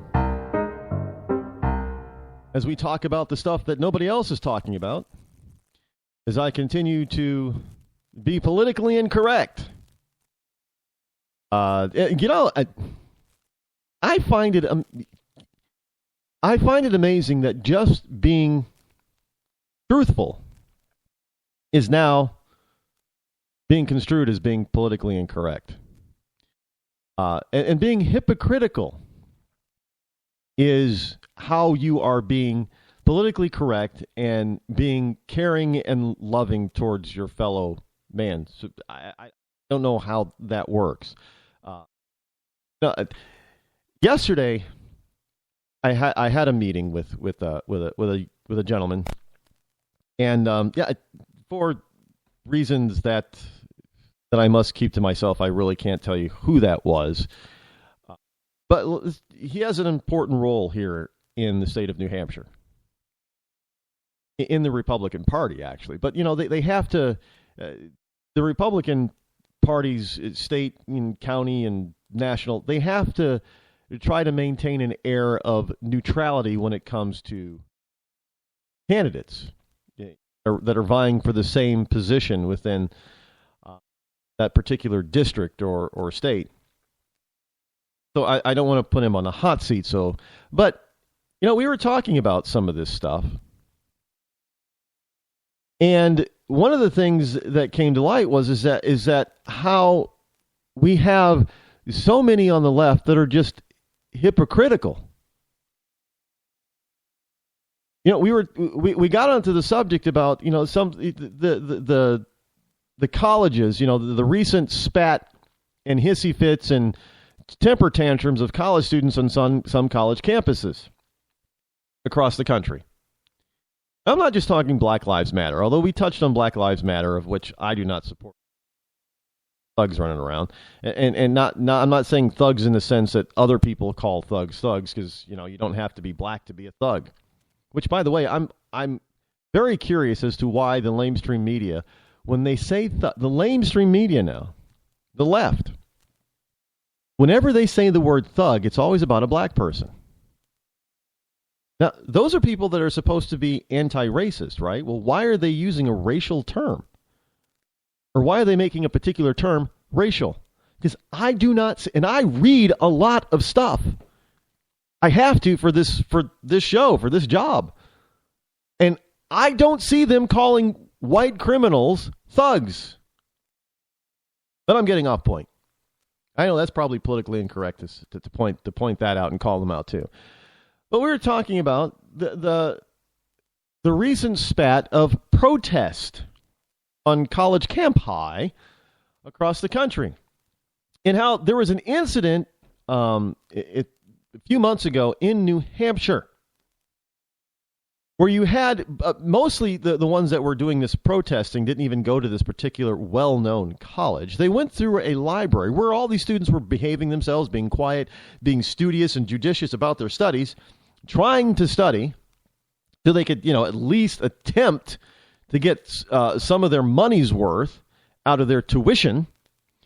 And these people just started going through shouting and yelling, Black Lives Matter and blah, blah, blah, and this matters and that. And, they weren't black. They were, and they wanted, they were talking about beforehand college safe spaces. That some of these kids, we need a safe space to go to. We need a safe space where we can just, be ourselves and say what we want to say without all this outside influence and all the haters out there. And yet, the kids that were in the library doing what they're supposed to be doing in a library, you would think that the library would be a safe space, and it wasn't for them. They were being harassed and harangued by a bunch of Neanderthals walking through a college library, disrupting the whole building, while you have a bunch of people in there, college students, trying to study so they can make and get the most out of the expensive tuition that they're spending. And the college has the nerve to say, well, we don't condone what they were doing, but we really can't, do anything about it. Are you kidding me? So now the colleges across this country who are very, very liberal are creating these monsters that they now can't control. So nobody has a safe space. The college student who just wants to go there to get an education, he doesn't have a safe space. Where's a safe space? They can't even go to the freaking library. And they weren't just shouting. They were physically accosting some students and their belongings. They have video of it. You could probably check it out on YouTube.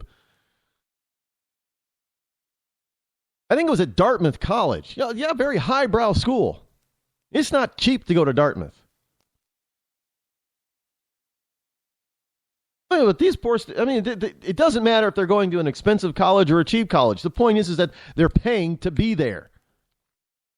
They're paying to get an education, and some students who actually pay to try to get an education are very serious about getting an education. And if you're serious about getting an education, what do? Yeah, you study. Can't do that if your library isn't a safe space. So only the left gets to determine, I guess, what space is safe and what space is not. Only the left gets to decide what lives matter? Black lives matter. Yeah. All lives matter. Racist. Really? Only the left gets to determine good rich and bad rich? Are you a good rich or a bad rich?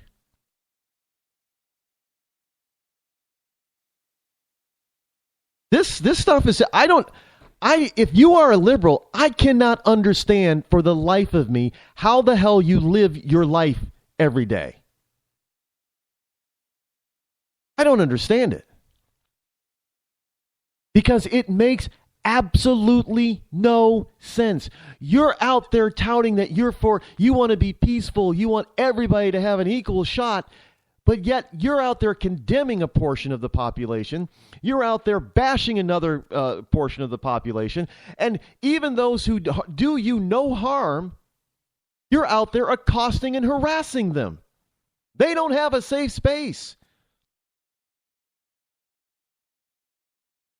And yet, you will run around and rich people, You'll run around and hate on corporations. Yeah, that corporation is too big, and that corporation makes too much money, and that bank needs to be broken up, and this, and then you go out and you spend your money on a company called Apple that does exactly what you say you hate.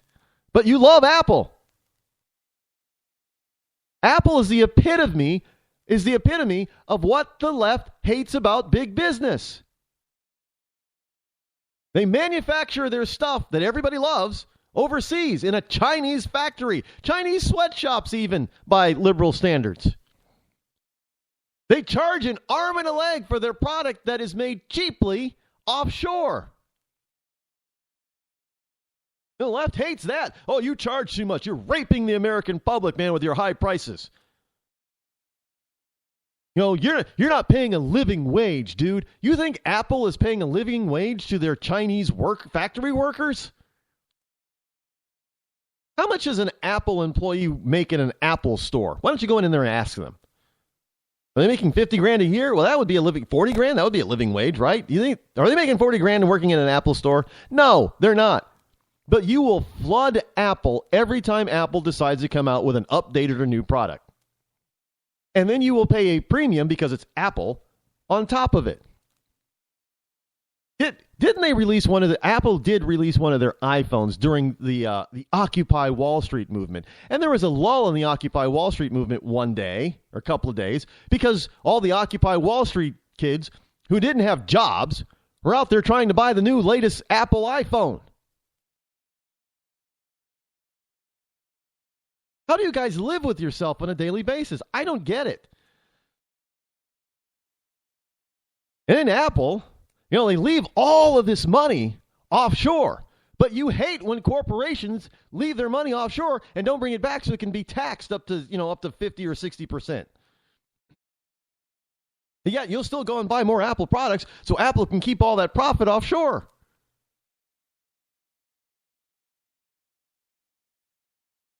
And, it was just recently, there was a couple of weeks ago, I brought you a story about how Apple was being chastised for not being diversified enough in their senior management levels. There was a particular Apple stockholder who wanted to have a proxy or something instituted at the annual meeting, forcing that would, if they get enough stockholders behind it, it would force Apple to have to institute racial quotas for senior management. Wait. I thought Apple was a diversified, they're a liberal company. Their CEO is openly gay. I thought that they were a diversified, very friendly, nice, left-leaning, liberalistic type of company. Are you telling me they're not? Because you have to force them to have a certain number of minorities in their senior management, which they don't have? How do you liberals live with yourselves? I just don't understand the hypocrisy. There's no way in hell I could possibly live with such hypocrisy within myself on a daily. Something would have to change. I don't get how you can live that. A liberal, I don't know. You guys are going to have to explain this to me, liberal. You're going to have to explain it to me because I don't see how that's possible.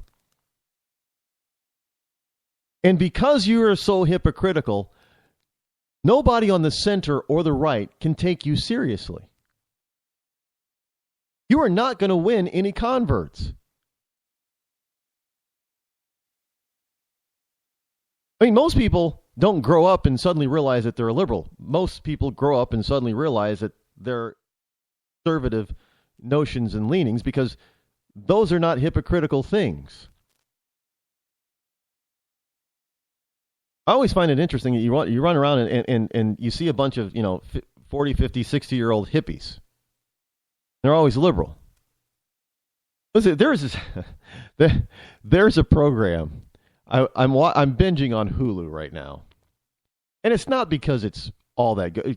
Frankly, this is for me because I don't watch a lot of TV and I don't follow a lot of programs. This is a show whole season.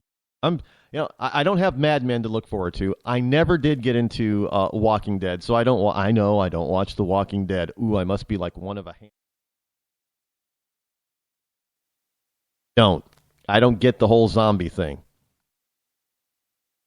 I guess I always wonder, wait a minute. All right, they got zombies. Zombies tend to be in urban areas. Zombies are also very slow. But they can't get away from them? Now, if they were zombies like in Brad Pitt's World War Z that were ultra strong and ultra fast, I can see where you might have a problem. They were like the zombies in World War Z, where the zombies actually look like they could think and plan, because that's how they got over in Israel. They got over the wall. Had to take some thinking. Okay, that's a problem. To me, the zombies, the slow-moving zombies, Neanderthal, dumb, mindless robot zombies in Walking Dead would not be a problem. Sorry, that's why I don't buy the whole premise of the show. That's why I don't want. Just me, I know, but that's why I don't like it. That's why I don't. I wouldn't say don't like it. That's why I don't watch it. I've seen a few episodes, can't get into it because that's what I constantly think. I think, wait a minute. You're going to stand there while the zombies surround you? Why would you do that? They can't run. You can. Run! So I'm watching this one program. And what is it?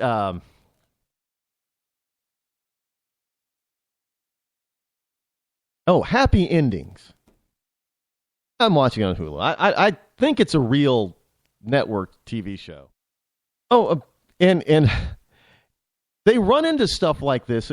I guess you could say it's kind of like a very bad version of Seinfeld, or maybe Friends. I guess I don't. It's just a small group of friends, like 5 or 6 of them, and of course they got to have the. Really isn't all that what you. As he likes dudes and great guys, go to college campus, put him on a college, and you would say that he was straight before any of those straight kids were. I'm just saying. And they have the resident couple because everybody's single except for, and of course they're a mixed race couple. I'm the first couple of episodes I'm watching this and. Woman is pretty, and black guy. He's a good looking guy, but I'm like, damn, he looks familiar. And I'm like, okay, I know those facial expressions, familiar. And it took me a couple episodes to actually decide. Why don't I pay attention to the credits? Because I never really pay attention to the credits. The guy's name happens to be Damon Wayans Jr. And the reason why he looks so familiar is he's a dead ringer for his father, Damon Wayans. I mean, you want to talk about father, and Damon Wayans actually guest starred on an episode. They were together. And Damon, dad, is about an inch or two taller than son, Junior. But the resemblance between, I'm like, that's why he looks so familiar.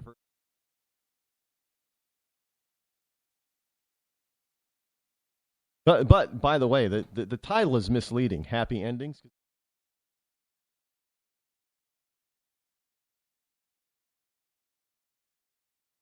Yeah, it's quirky. It's cute. It fills the show hole for me when I have time to watch TV. So, but they had the last episode that I watched. They were fighting, or the fight against. Basically a Starbucks. It wasn't Starbucks, but that's basically what it was. Coming into the neighborhood. Oh my goodness. First of all, if this coffee shop, this powerhouse is going to be gentrified, and we're not going to be able to afford the rent in here. Rent will go through the roof and blah, and all these people will come back into the city.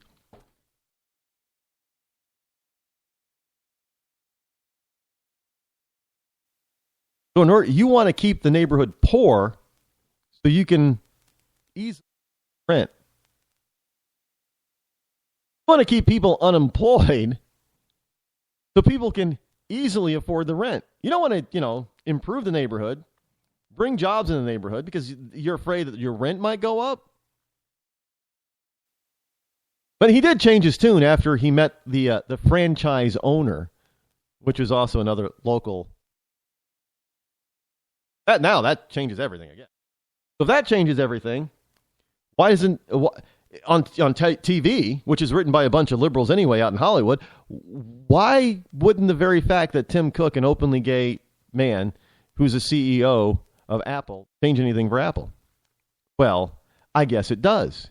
Because Apple is one of the very few corporations that can get away with doing everything the liberals say they hate about big corporate America. Except for the fact that they're not, diversified enough. I guess Apple's senior management team is so white that you've got a white stockholder who wants to force quotas on them.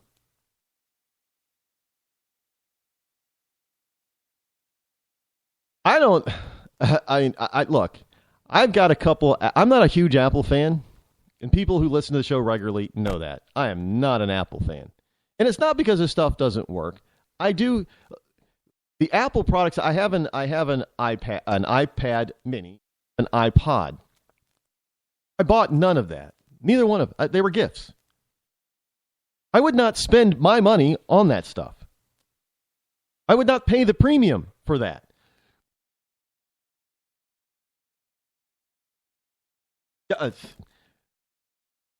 But, I don't have an iPhone. I refuse to get an iPhone.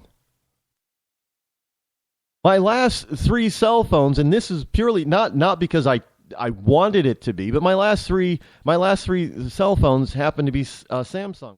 No, I take that back. One before, and the current one I have are Samsung. The one that I had before the Samsung was a BlackBerry. And I love the good phone signal. I get better signal with that thing than I do with my current Samsung.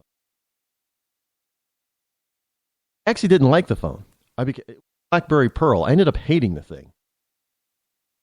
I really did. I did. The Pearl belt kept falling out, and I ended up when I first got it. Thought I loved it. About 6 months into it, realized I hate it. But you know what? I couldn't change it because I'm in this stupid 2-year contract. And then Sprint kept sending me, well, you know what? You can get a new phone. You replace this one. But the fine print said, well, geez, if I do that, then I'm going to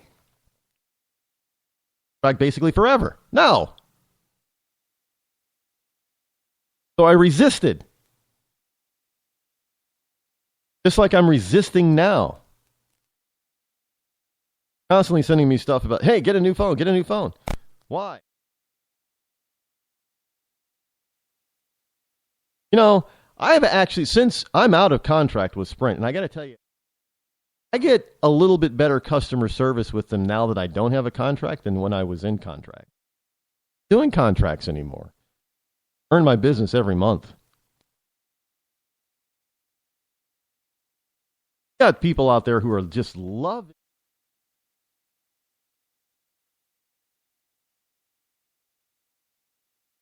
Donald Trump out there saying something about it.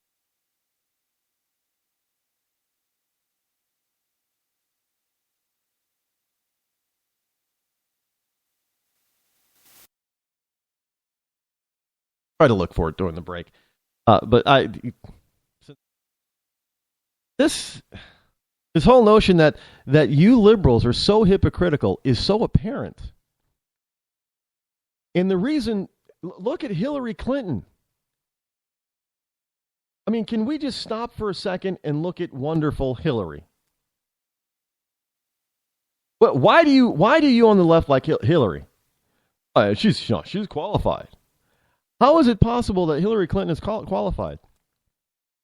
Because you accused George W. Bush of doing exactly the same thing that Hillary Clinton has been proven to have done. And yet you wanted to see Bush and Cheney on a perp walk. You wanted them thrown in jail and possibly hung for treason. And yet you got Hillary Clinton, who doubled down on what G.W. Bush is accused of doing, has been proven so far to have done what George Bush has been accused of doing. And yet you liberals are saying, well, that doesn't really matter. She's more than qualified to be the next president. And yet you don't see why people are looking at you, scratching their head and saying, what kind of freaking hypocrite are you? I mean, really, George Bush lied. People died. That was the whole premise behind the Iraq War. Well, hey, I guess Hillary Clinton did it a little, just a tad bit different. Hillary Clinton didn't lie and then people died. Oh, no. She did a little bit differently. See, with Hillary Clinton, the way it went is people died and then she lied.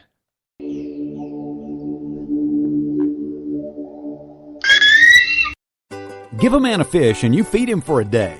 Sign him up for the Box of Bait Club and he'll never be hungry again. The Box of Bait Club is a brand new dream come true for every fisherman. Something new and different in your tackle box every month. Every month, another excuse to get outside and do what you love. Don't let this one get away. The Box of Bait Club is currently accepting a limited number of pre-orders with subscriptions starting at $39.95 per month.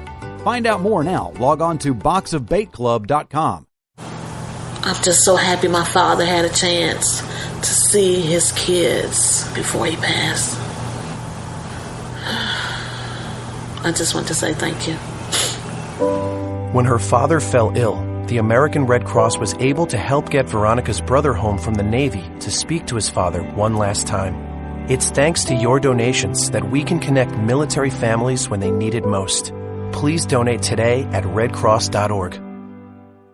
When our water heater broke down last month, it was a nightmare. It took 5 hours for the plumber to show up, and he charged us a couple of $100 just to come out. And then it cost another $1,800 to put in the new water heater. By the time it was all said and done, I felt like I'd been taken. But what else could I do? The smartest thing you can do is get a home warranty from American Residential Warranty. Their home warranties pay to repair or replace all your major appliances when they break, and they will break, and at the worst possible time. Call American Residential Warranty right now for free information on home warranties starting at just pennies a day. Don't wait for your refrigerator to stop running or your ceiling fans to stop turning. Call American Residential Warranty right now. Ask how you can save up to 50% on washer and dryer coverage. Just call 1-800-616-8010. That's 1-800-616-8010. Again, 1-800-616-8010. Call now. Are you tired of commuting to a job that makes someone else rich? Working harder than ever, but getting nowhere? Do you hate spending hundreds of dollars every week on daycare? Having someone else raise your children? With our opportunities, you can start earning money as soon as next week. You get to be the boss, work from home, and live a happier life. At Be the Boss Network, you'll find hundreds of work-from-home opportunities that you can literally start today and be earning money as soon as next week. Go to freedom133.com and start earning money as soon as next week. You get to be the boss. Get out of the rat race. Work from home. Go to freedom133.com right now and change your life today. That's freedom133.com. Go to freedom133.com and start earning money as soon as next week. You be the boss. Go to freedom133.com. Attention business owners. We know that owning a business means getting things done right now. So if your right now list includes a new building, call the Right Now Company. General Steel. We can design a building for your business quickly and save you thousands of dollars. That's right, thousands. You may think General Steel only builds large projects or that you can't afford General Steel quality. Well, check these prices. How about a 40 by 60 foot building for under $22,000? Or even a 50 by 100 for under $35,000? That's right, a 5,000 square foot building for under $35,000. And these buildings all have General Steel quality. Best of all, you can still order a building and have it delivered in time to build this year. How's that for right now? So if your right now list includes a new building, call the Right Now Company. General Steel. 800-393-5756. 800-393-5756. 800-393-5756. That's 800-393-5756.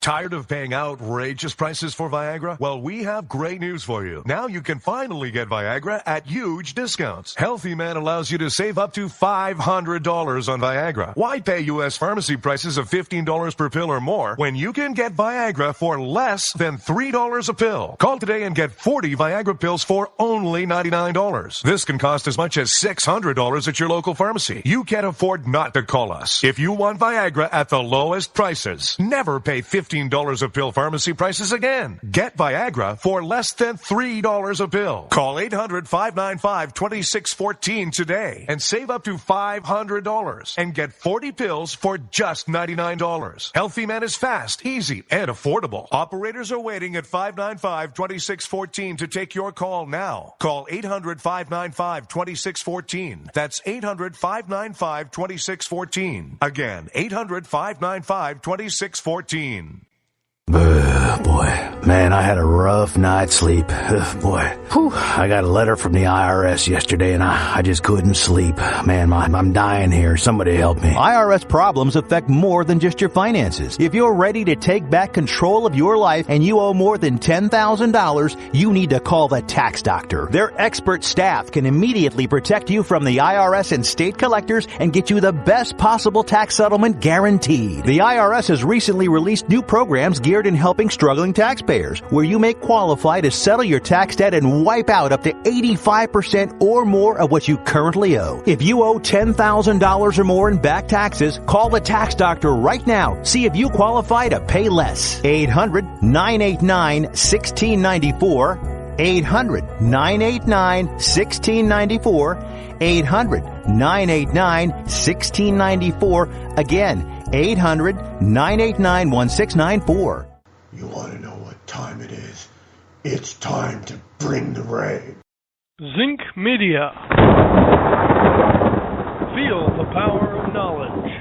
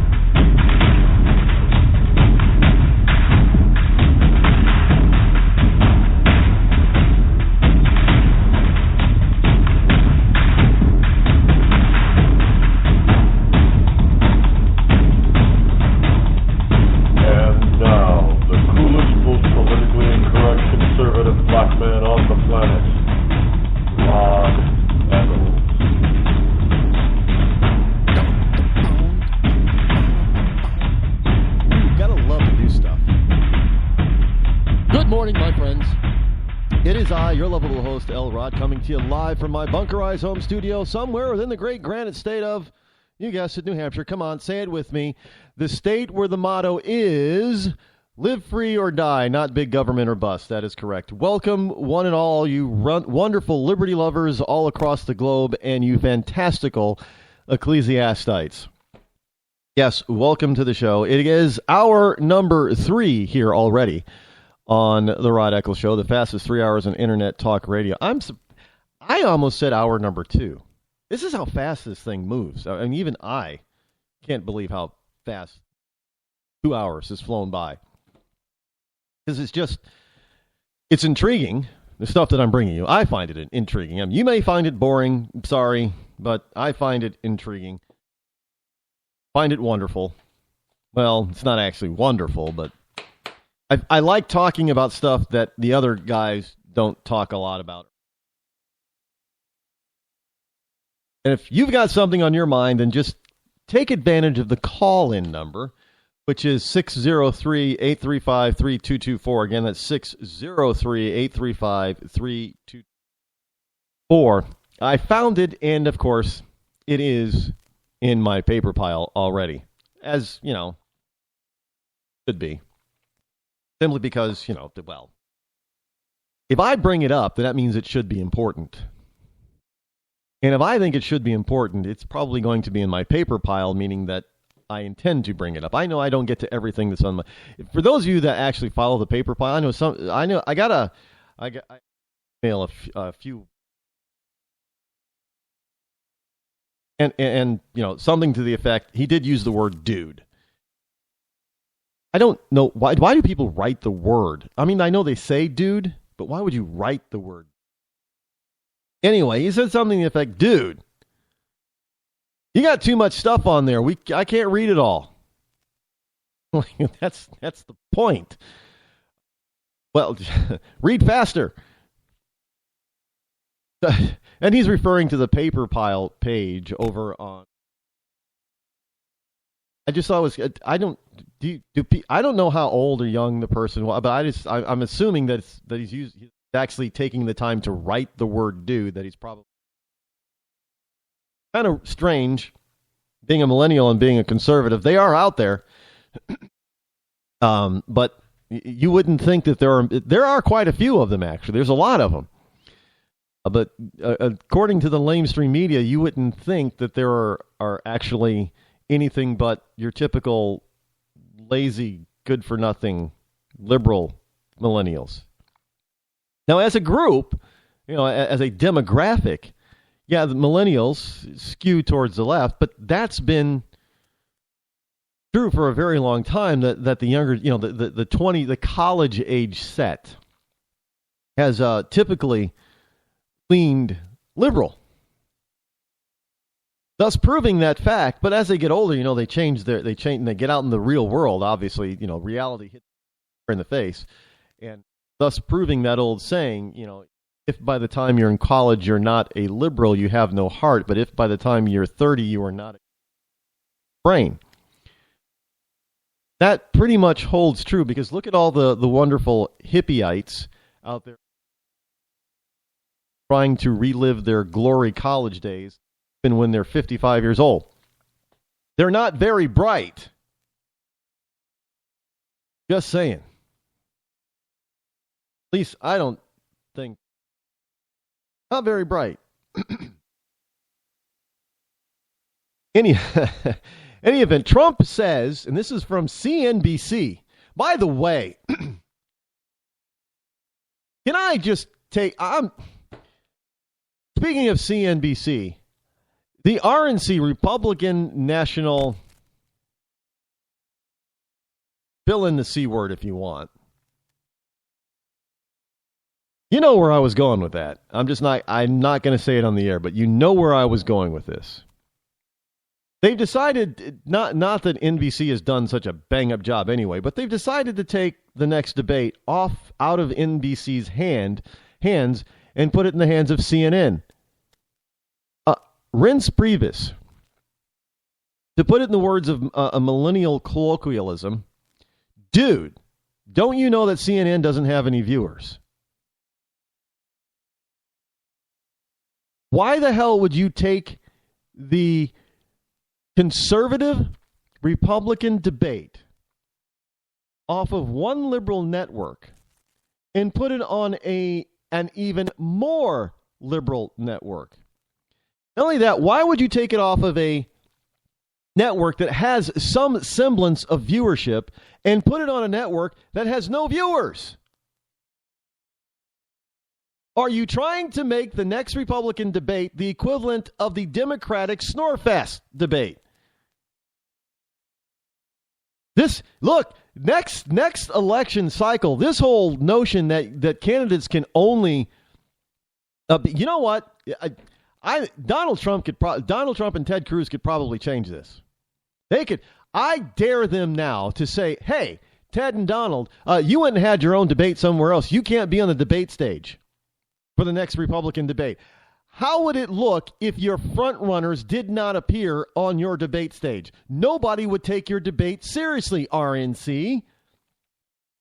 Obviously, you're not taking them seriously. And this is absolutely nonsense. This is ridiculous. Or, as to put it in more, millennial colloquial terms, do they say redonkulous? Yeah, they say redonk. It's redonkulous. Redonk. Hey,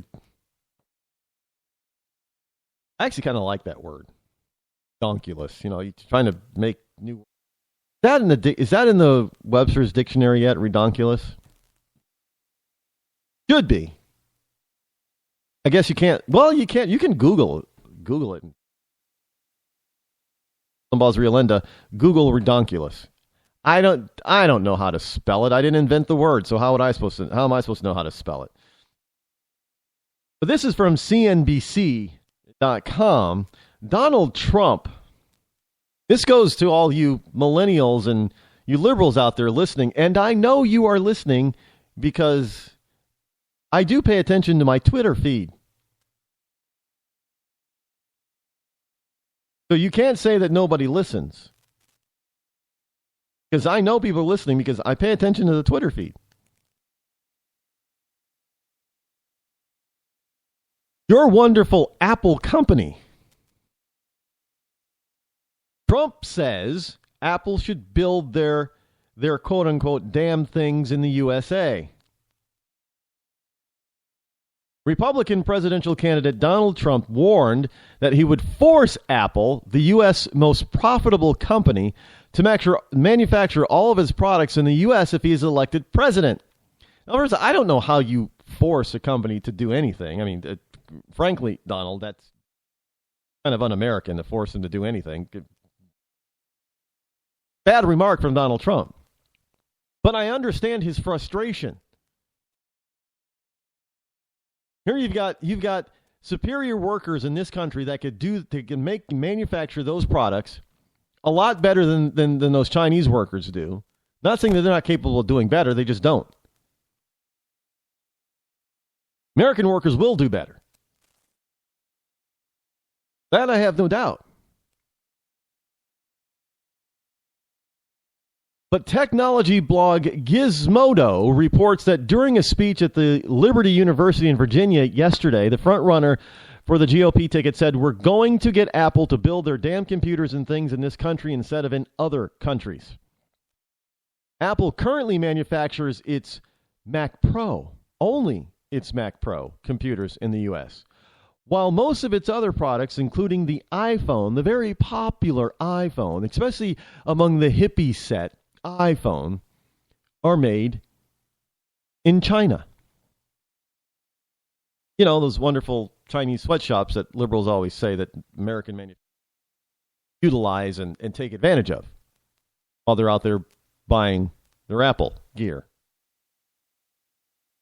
Now, the company's chief executive, and I'm inserting this part, openly gay, company's chief executive, Tim Cook, who is openly gay, I think maybe he's a husband, or I don't know. But in any case, he recently told CBS's 60 Minutes program that the U.S. tax code is awful for America. So here is a gay guy. He's a white gay guy, but he's still a gay guy. Liberals love the gay. They do. They say they love the gay. I don't know how they love the gay when they support Muslims and Islam that want to kill the gay, but they say they love the gay. And you got this gay who's the head of one of the world's most profitable and one of the world's most valuable American corporations, who has tons of cash sitting offshore, who manufactures most of its goods that it sells to you and me in China. And they bring it on shore. And then he tells us the reason why they manufacture offshore and keep all that offshore money offshore and profits offshore is because the American tax code is awful for America and American business. And yet you still have liberal Democratic candidates like Hillary and Bernie and Martin O'Malley who are claiming that American corporations aren't paying their fair share and need to pay more in taxes. When a gay guy of a liberal corporation that is a liberal consumer fan, a favorite, You're out there telling them that their company needs to be taxed more. While this gay guy from this liberal favorite company is telling you that the taxes in this country are terrible. Now, how do you balance that, liberal? How do you, on the one hand, say, oh, yeah, well, corporate America, I can't stand it when corporate America doesn't pay any taxes. They pay so little. Their rate is so low, and they keep all their money offshore, and they manufacture everything offshore. And then you run around and snap everything up that this most profitable, most valuable company on the planet does exactly what you hate. And then the gay CEO comes to you and tells you the reason why they're doing all that stuff is because the taxes that your favored Politico like Sanders and Clinton, the taxes that they want to impose are too onerous and terrible. And yet you want to support them to raise taxes so Apple doesn't bring its money onshore and doesn't bring its manufacturing onshore, so the gay guy who's running the company can still stand up there and say, well, taxes are terrible. That's why we don't manufacture anything here. That's why we don't bring the money onshore. That's why we don't invest in America, because the damn taxes are too high. And then you run around with your hippiedom and you go and you say, well, yeah, I did something. I got my safe space and, I shout out somebody so he couldn't speak and feel all wonderful and fuzzy because you think that you are caring. Yet you're a hypocritical idiot. And where I was going with the program, Happy Endings, I didn't get to the point, I realize that I was trying to make in the first place, is that in one of the episodes there was something that they called hipsters. I didn't, modern millennial version of the beatnik. And the one thing about hipsters is that you're not supposed to really be too overly enthusiastic or energetic, and you're not supposed to really try too hard, because what's the point? What's the point in trying too hard? Well, I mean, what's the point? That's a hipster's view.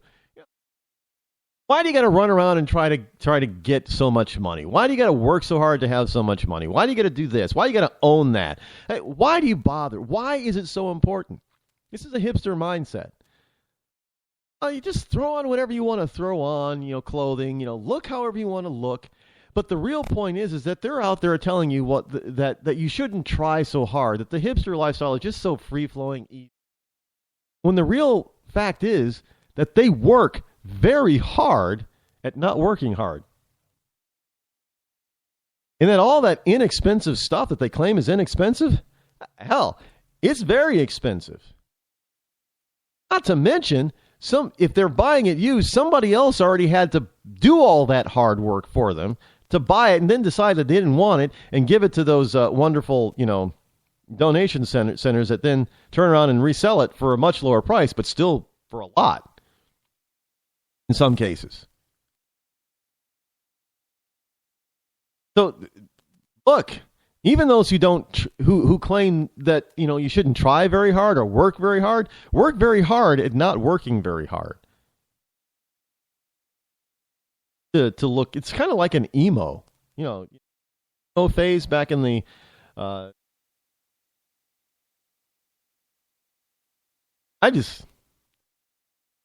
I don't know. It just seemed to be a lot of work to be so miserable.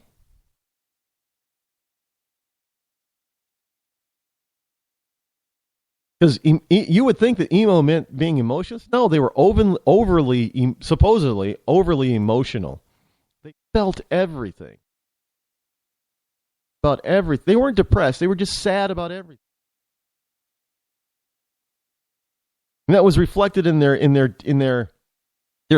basically, emo was a stylized. Goths were more energetic and more flamboyant, but emos they were more subdued. Bring on depression. I mean, it was a phase. It's still kind of a small phase, but it's not what it used to be, thank goodness. We don't need, that's part of the reason why so many, I think emo-ism is a direct result of over-medicating our kids, by the way. Ritalin and other drugs that supposedly,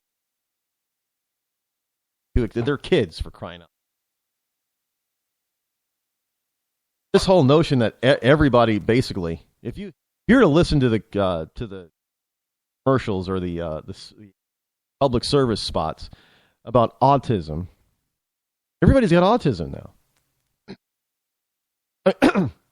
I have listened to these commercials go from 1 in 350 kids are born with autism to 1 in 80. What the hell is going on? Either we're changing the definition of autism to encompass more people, or there really is an epidemic. If there's really an epidemic, why the hell is there an epidemic? And don't tell me it's the pharmaceutical companies, because you got a bunch of liberal, mind-numb psychologists, psychiatrists, psychoanalysts who are out there subscribing drug after drug after drug to anybody and everybody that they come across who's under the age of 18. Because they all have, autism or ADD or ADHD or whatever that stupid thing is. They decide to change the acronym every, 4 years. And this is from a bunch of people who have what? PhDs.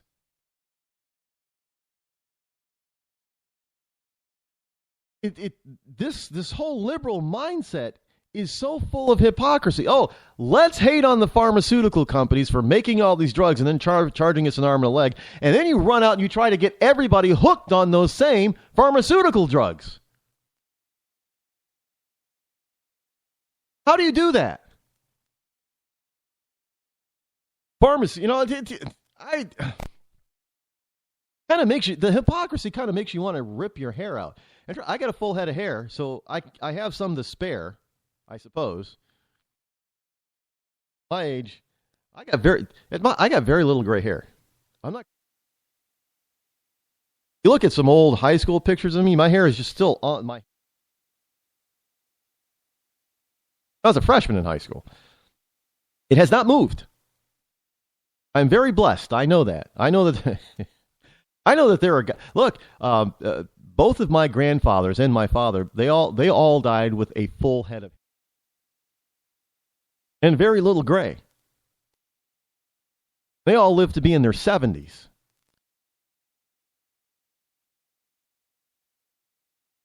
I am very blessed that I have. A lot of guys spend a lot of money on trying to restore their hairlines one way or another, either by surgery,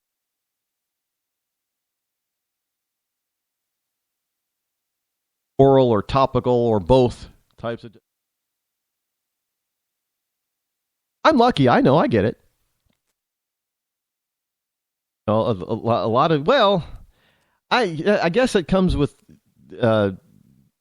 being, part African and part Native American. Not a lot of baldness there. Those ethnic back. I mean, there are bald black men. I know. I am. My great grandfather on my mother's side. In other words, my maternal great grandfather. For those of you in Rush Limbaugh's Real Linda, that means it would be my mother's father.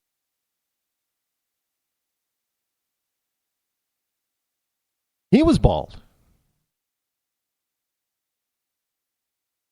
But I've seen a picture of my mother's father's father. He wasn't bald.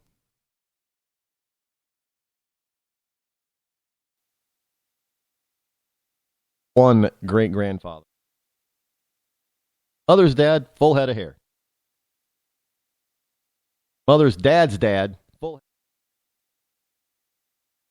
head of hair. My dad's dad, full head of hair. I've never seen pictures of my father. Although I do remember meeting one of my father's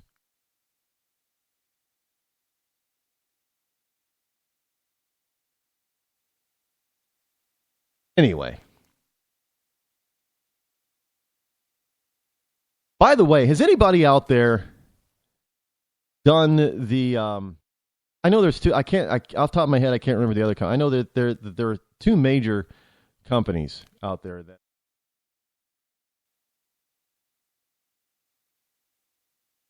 trying to help you figure out your family tree.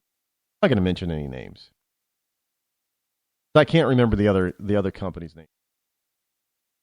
Unfairly mention one when I can't mention the.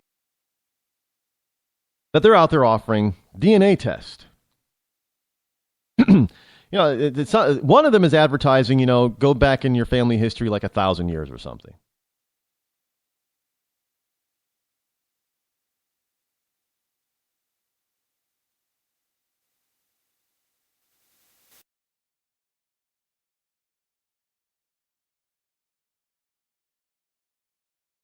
Wants to force these companies that do this type of stuff to give them the DNA.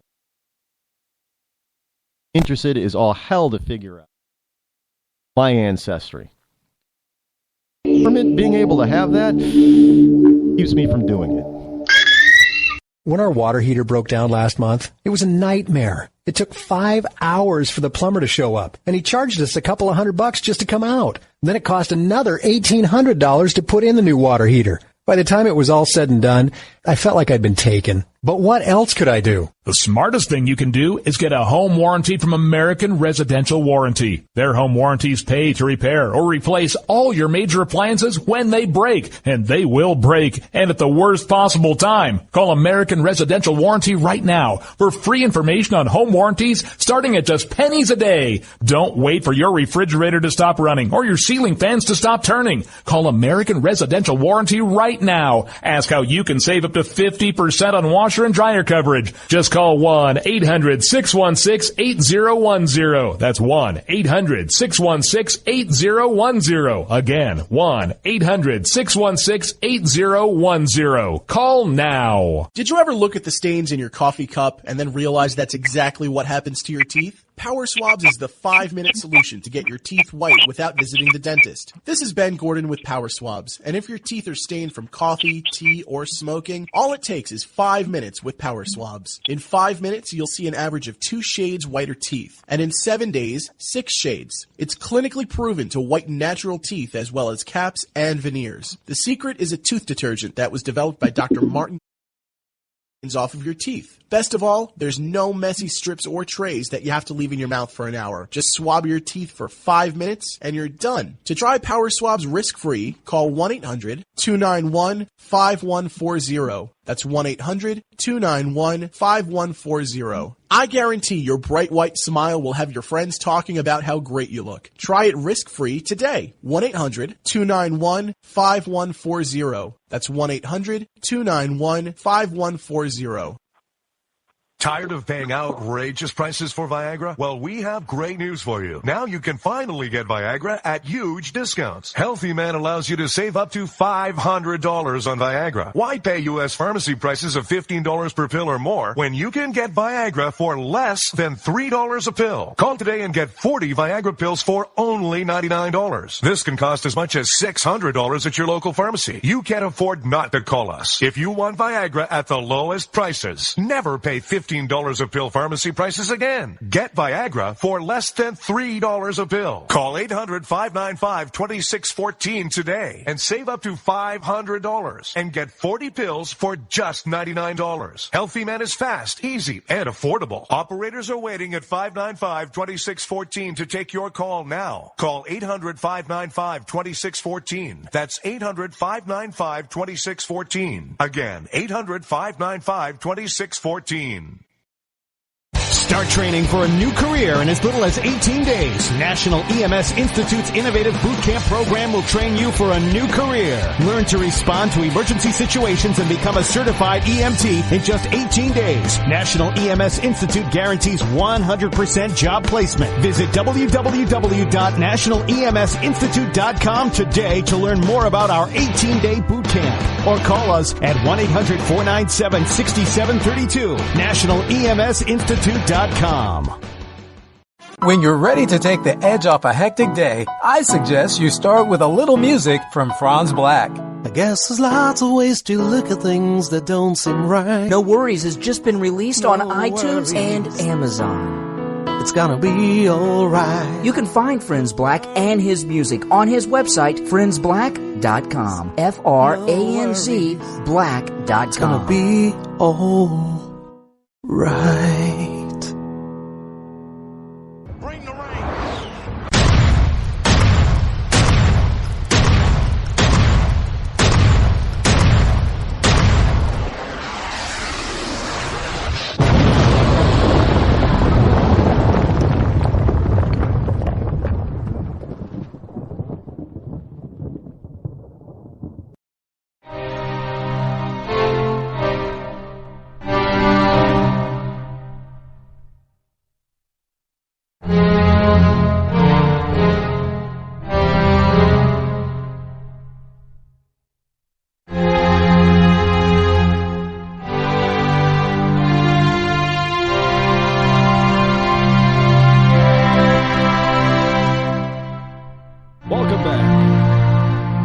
Your level host coming to you in the final segment of the fastest 3 hours in Internet Talk Radio right here on the Rod Eccles Show.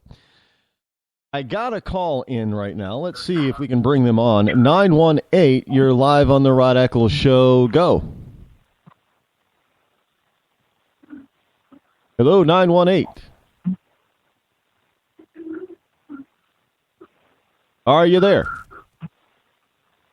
Well, I guess they're not there. In any case, Trump is out there stumping on the stump, and he's out there talking about the wonders of government being able to force a company. That's basically what he's saying. Wonders of government. Now, maybe what he's actually saying is that he's going to force Apple to manufacture their products here on shore because going to make sure that the taxes are more favorable for an American company to hire American workers and manufacture their products onshore than offshore. And, you know, there are a lot of companies. Well, the problem is that we're losing companies as well, that they're moving offshore. They're moving offshore. Bad. Their jobs, and it's to be able to bring those manufacturing jobs back to the United States onshore would be a boon to the overall economy of this country, and to put the United States back on its solid, hardcore, gigantic economic juggernaut foundation and footing again would be a good thing for the entire world, by the way.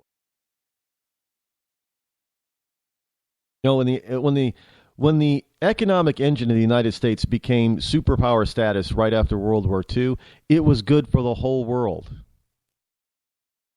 It took some countries time. It took them a while to catch up, but eventually it gave us the defeat of communism in the Soviet Union, and you could arguably say that gave us, you know, the economic juggernaut that is to be called China.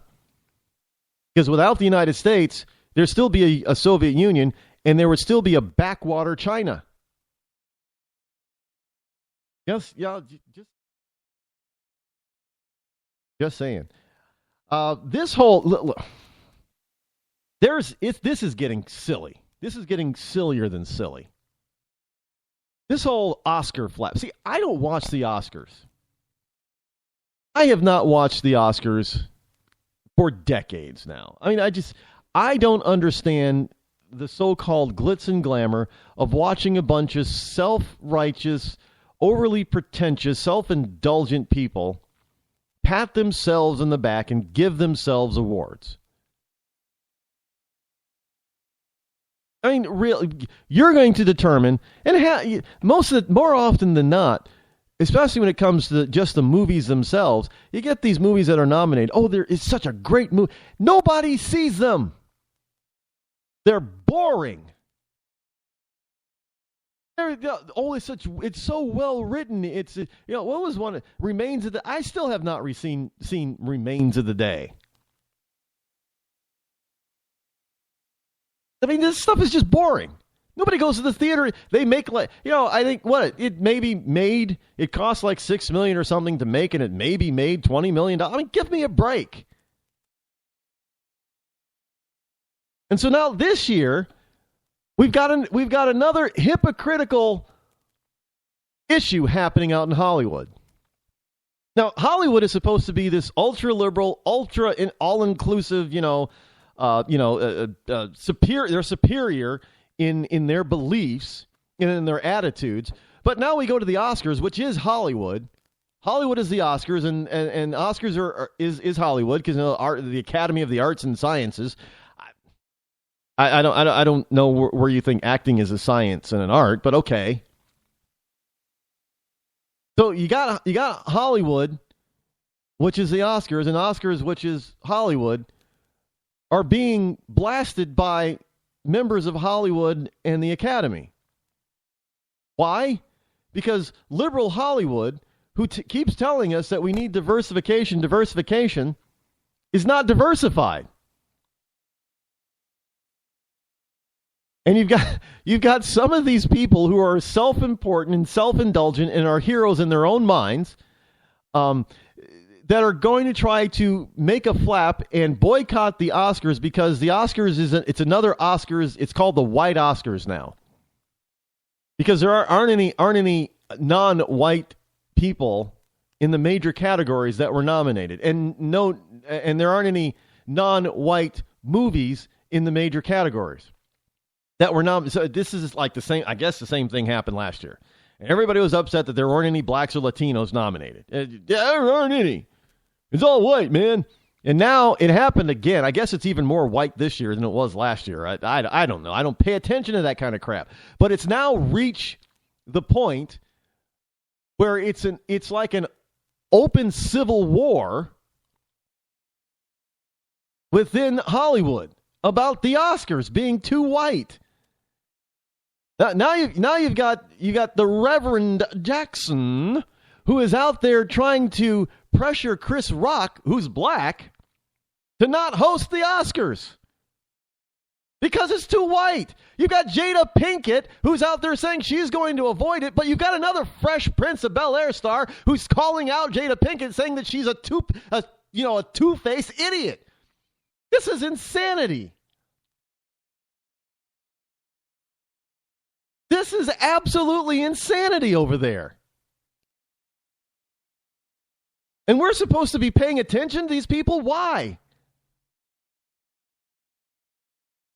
Why should we be paying attention to Hollywood at all about anything? Because they're made up of a bunch of hypocritical, oh, wait a minute now. Let's try this one on for size.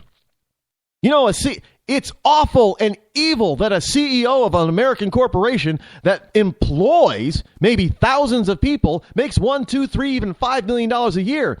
Oh, that's terrible. Look at that income divide, man. I mean, the amount of money that CEO makes versus the janitor that works and cleans up the factory floor for that company is just terrible. It's huge. And yet, you go out to Hollywood and you get these idiots that think that they're so talented and they're really not all that talented, making $15 or $20 or $30 million a movie, while the key grapher, if he gets to work for an entire year, maybe makes $35,000. And that's okay. That's okay. Oh, let's not make sure that the people who actually produce the movie get to make a little bit more money. So that the overindulgent, over self-important, pompous ass who gets nominated for an Oscar that happens to be not non-white. Let's get all the non-whites to say, "Oh, this is terrible, man. This is how much money is Jada Pinkett Smith worth? Are you kidding me? Does she work for white producers? Yeah. And now she's going to be upset because there's no black people that are not. You know what? I know that there's this huge thing that there was a snub for the Martin Luther King biopic. Again, you got to ask. I didn't see it, so Selma. I heard that it was beautifully acted, and the cinematography was wonderful, and all that kind of stuff. I didn't see the movie, so I can't comment on it. But you got a lot of people wondering, well, why the hell did they snub Selma? Why did they snub the film and the leading character who played MLK? What? Well, are they supposed to nominate him simply because he played MLK? Is that the whole point? I mean, are we going to be that? Regardless of how good he was in the movie? I don't know. It's much ado about nothing. By the way, there's a version of that film that starred Denzel Washington. There's a film adaptation that starred Denzel Washington, who happens to be black. Now, from what I understand, I believe in the Shakespearean tradition of that story, if you will. There was no mention of the ethnicity of the main character, but take liberty with it. Head. I mean, here, I guess you actually have to nominate, people of color in order to make some people happy. Because Fantastic Four, the latest Fantastic Four, bombed big time. I mean, they took a white superhero and made him black, Johnny Storm. And then they because Sue is supposed to be Johnny's sister, her sister and brother. I guess they corrected that issue by saying, well, I think they said Sue was adopted. So a black couple adopted a white girl and then had a black son, older than Johnny. And they wonder why the movie bombed.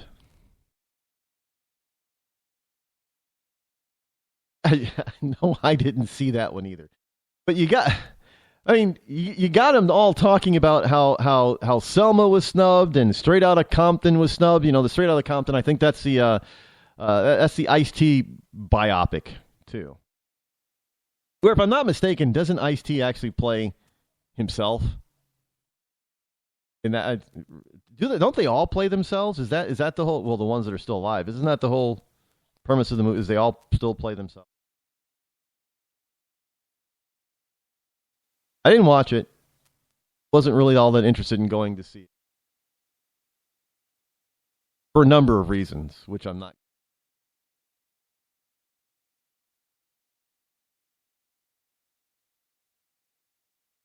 The hypocrisy. Do you understand? Have you paid attention enough today to understand the theme of today's program? Hypocrisy of the left.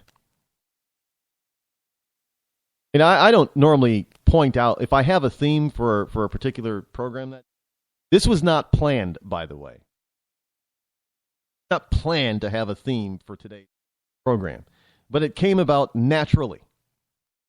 And I don't point out when there is a general theme to an entire program. People usually figure that out for themselves, but because, you guys are smart. My listeners are smart. But I wanted those who are not smart enough to figure it out for themselves. That's what today's theme was. And the people that aren't smart enough tend to be liberals who don't realize that they themselves are being hypocritical. I want them to take a personal, internal look at themselves and see where they are.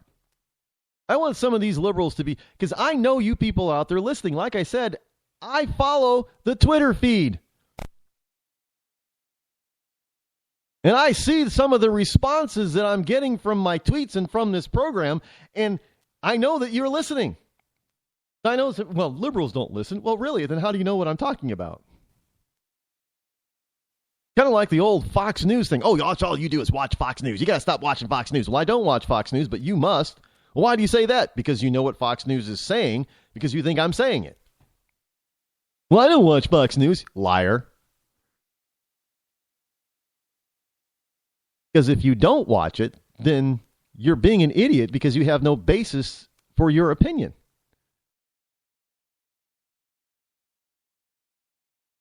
I didn't watch Straight Outta Compton.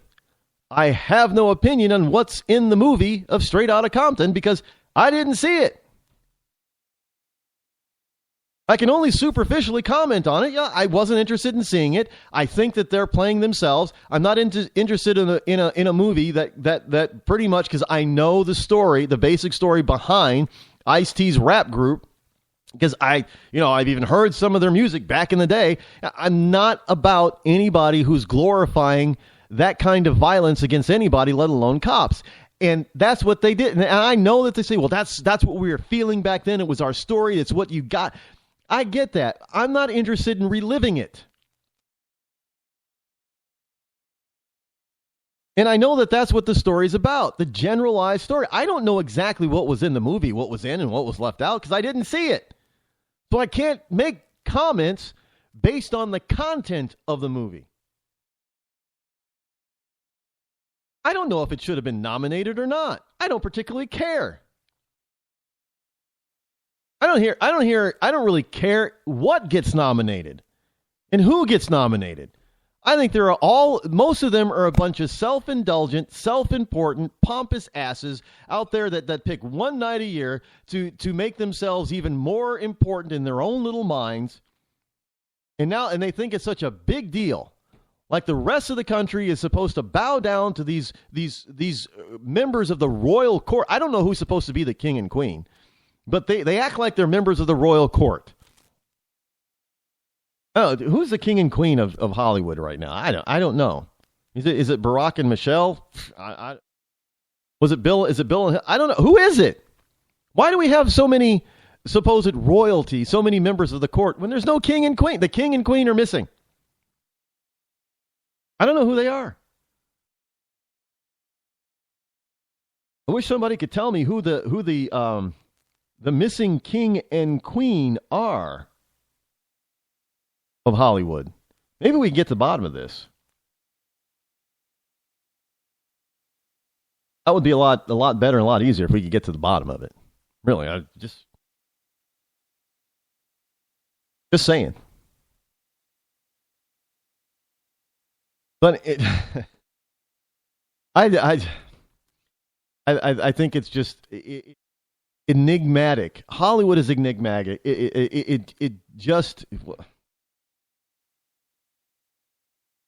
Hollywood gives a perfect example of the problem with leftist thinking. Well, that's not thinking.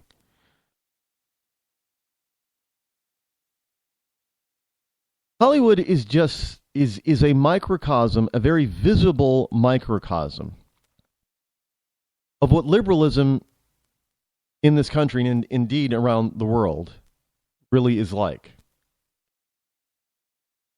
It's really a bunch of elitists espousing a system of belief that they themselves do not firmly believe in. And yet, they do realize that by getting you, the masses, to believe in this type of a system that they realize that it foments the ability for them to stay in the positions that they are in. Because otherwise, if you were to come to your senses, start thinking logically, you would dethrone them from their perches on high.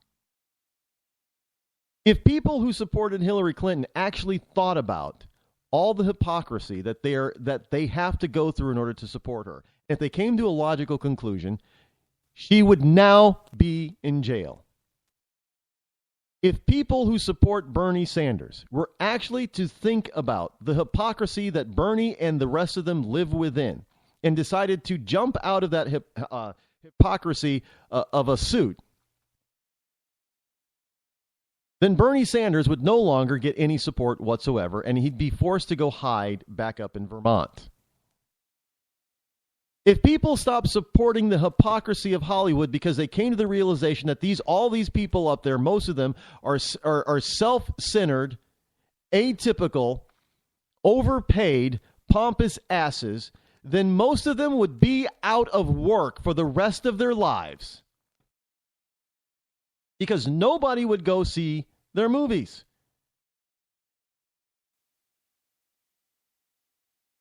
And look, when it comes to Hollywood, I take conservatives to task too on this one.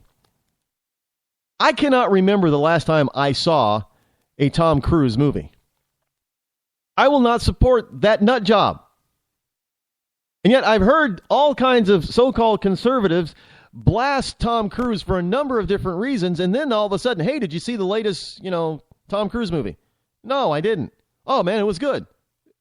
So, got Tom Cruise. Yeah, big deal. But you just told me a few weeks ago you hated Tom Cruise.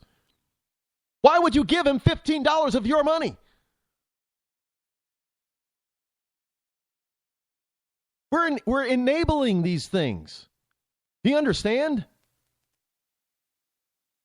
We, the American people, enable this kind of hypocrisy, stupidity, and arrogance. We enable it in multiple kinds of ways. We allow leftists to get away with their hypocrisy by ignoring it. We allow these leftists to get away and espouse their stupidity on and off the screen by going to their movies. I can't. I don't think Tom Cruise is that great of an actor anyway, but I just can't support the nut job. And I'm finding that those that I want to see and I'm willing to spend my money on, the number of actors and actors, that number is shrinking and shrinking. Because I cannot, with a good conscience, without being a hypocrite myself, knowingly go to a particular movie or support a particular so-called artist, be they musical, acting, what have you, when I know that they're an out there leftist, idiot, nut job hypocrite. Why would I support them so they can continue to be that way? Instead of forcing them to take a profile of themselves and an audit of themselves to figure out where they need to make some changes. If you keep enabling somebody, they're never going to figure out that they need to make a change. And they're going to think, wrongly so, that you support everything that they do. And right now, you got all those liberals out in Hollywood because you keep going to their movies. You keep buying their CDs or their DVDs or what have you. So they think that you are behind everything that they're saying and doing and putting out. And we know that's not true, but they don't get it because they see their bank accounts being fattened by who? You. So understand, if there is going to be any kind of significant change in this country, which we can bring about, it has to come from us. It cannot be that from the top down. Change will not come. Positive change that we want will not come from the top down. It is only going to happen from the so-called bottom up. And you have got to force it, push it. I don't care. Use a bazooka if you have to shoot that change up to the top. And that means you really got to be paying attention to all the candidates in the race for president. Because this could really be a game-changing year. Now, I don't care if you support Trump or Cruz or Paul or Carson or whoever. But this could be a game-changing year. Well, it's not could be. It is going to be. One way or the other, whoever we elect, the entire game is going to change. And is going to be changed for a long time. Now, that could be positive change, or it could be negative change that we all end up hating within a short period of time. I'm telling you, you got to be involved in this. You got to take a self-audit. You've got to look at yourself and just say to yourself, who's being the biggest hypocrite? Where am I being hypocritical in my support of that person? And how do I change it? Because the game needs to change, and the only people who are going to force that change is you and me.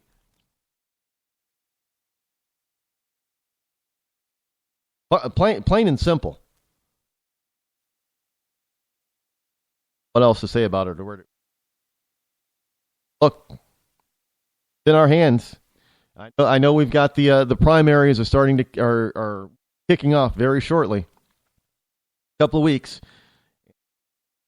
And that's where the rubber meets the road. Everybody's out there with a bunch of mouthpieces, talk, yammer, but it is going to come to the point where you've actually got to put your vote where your mouth is.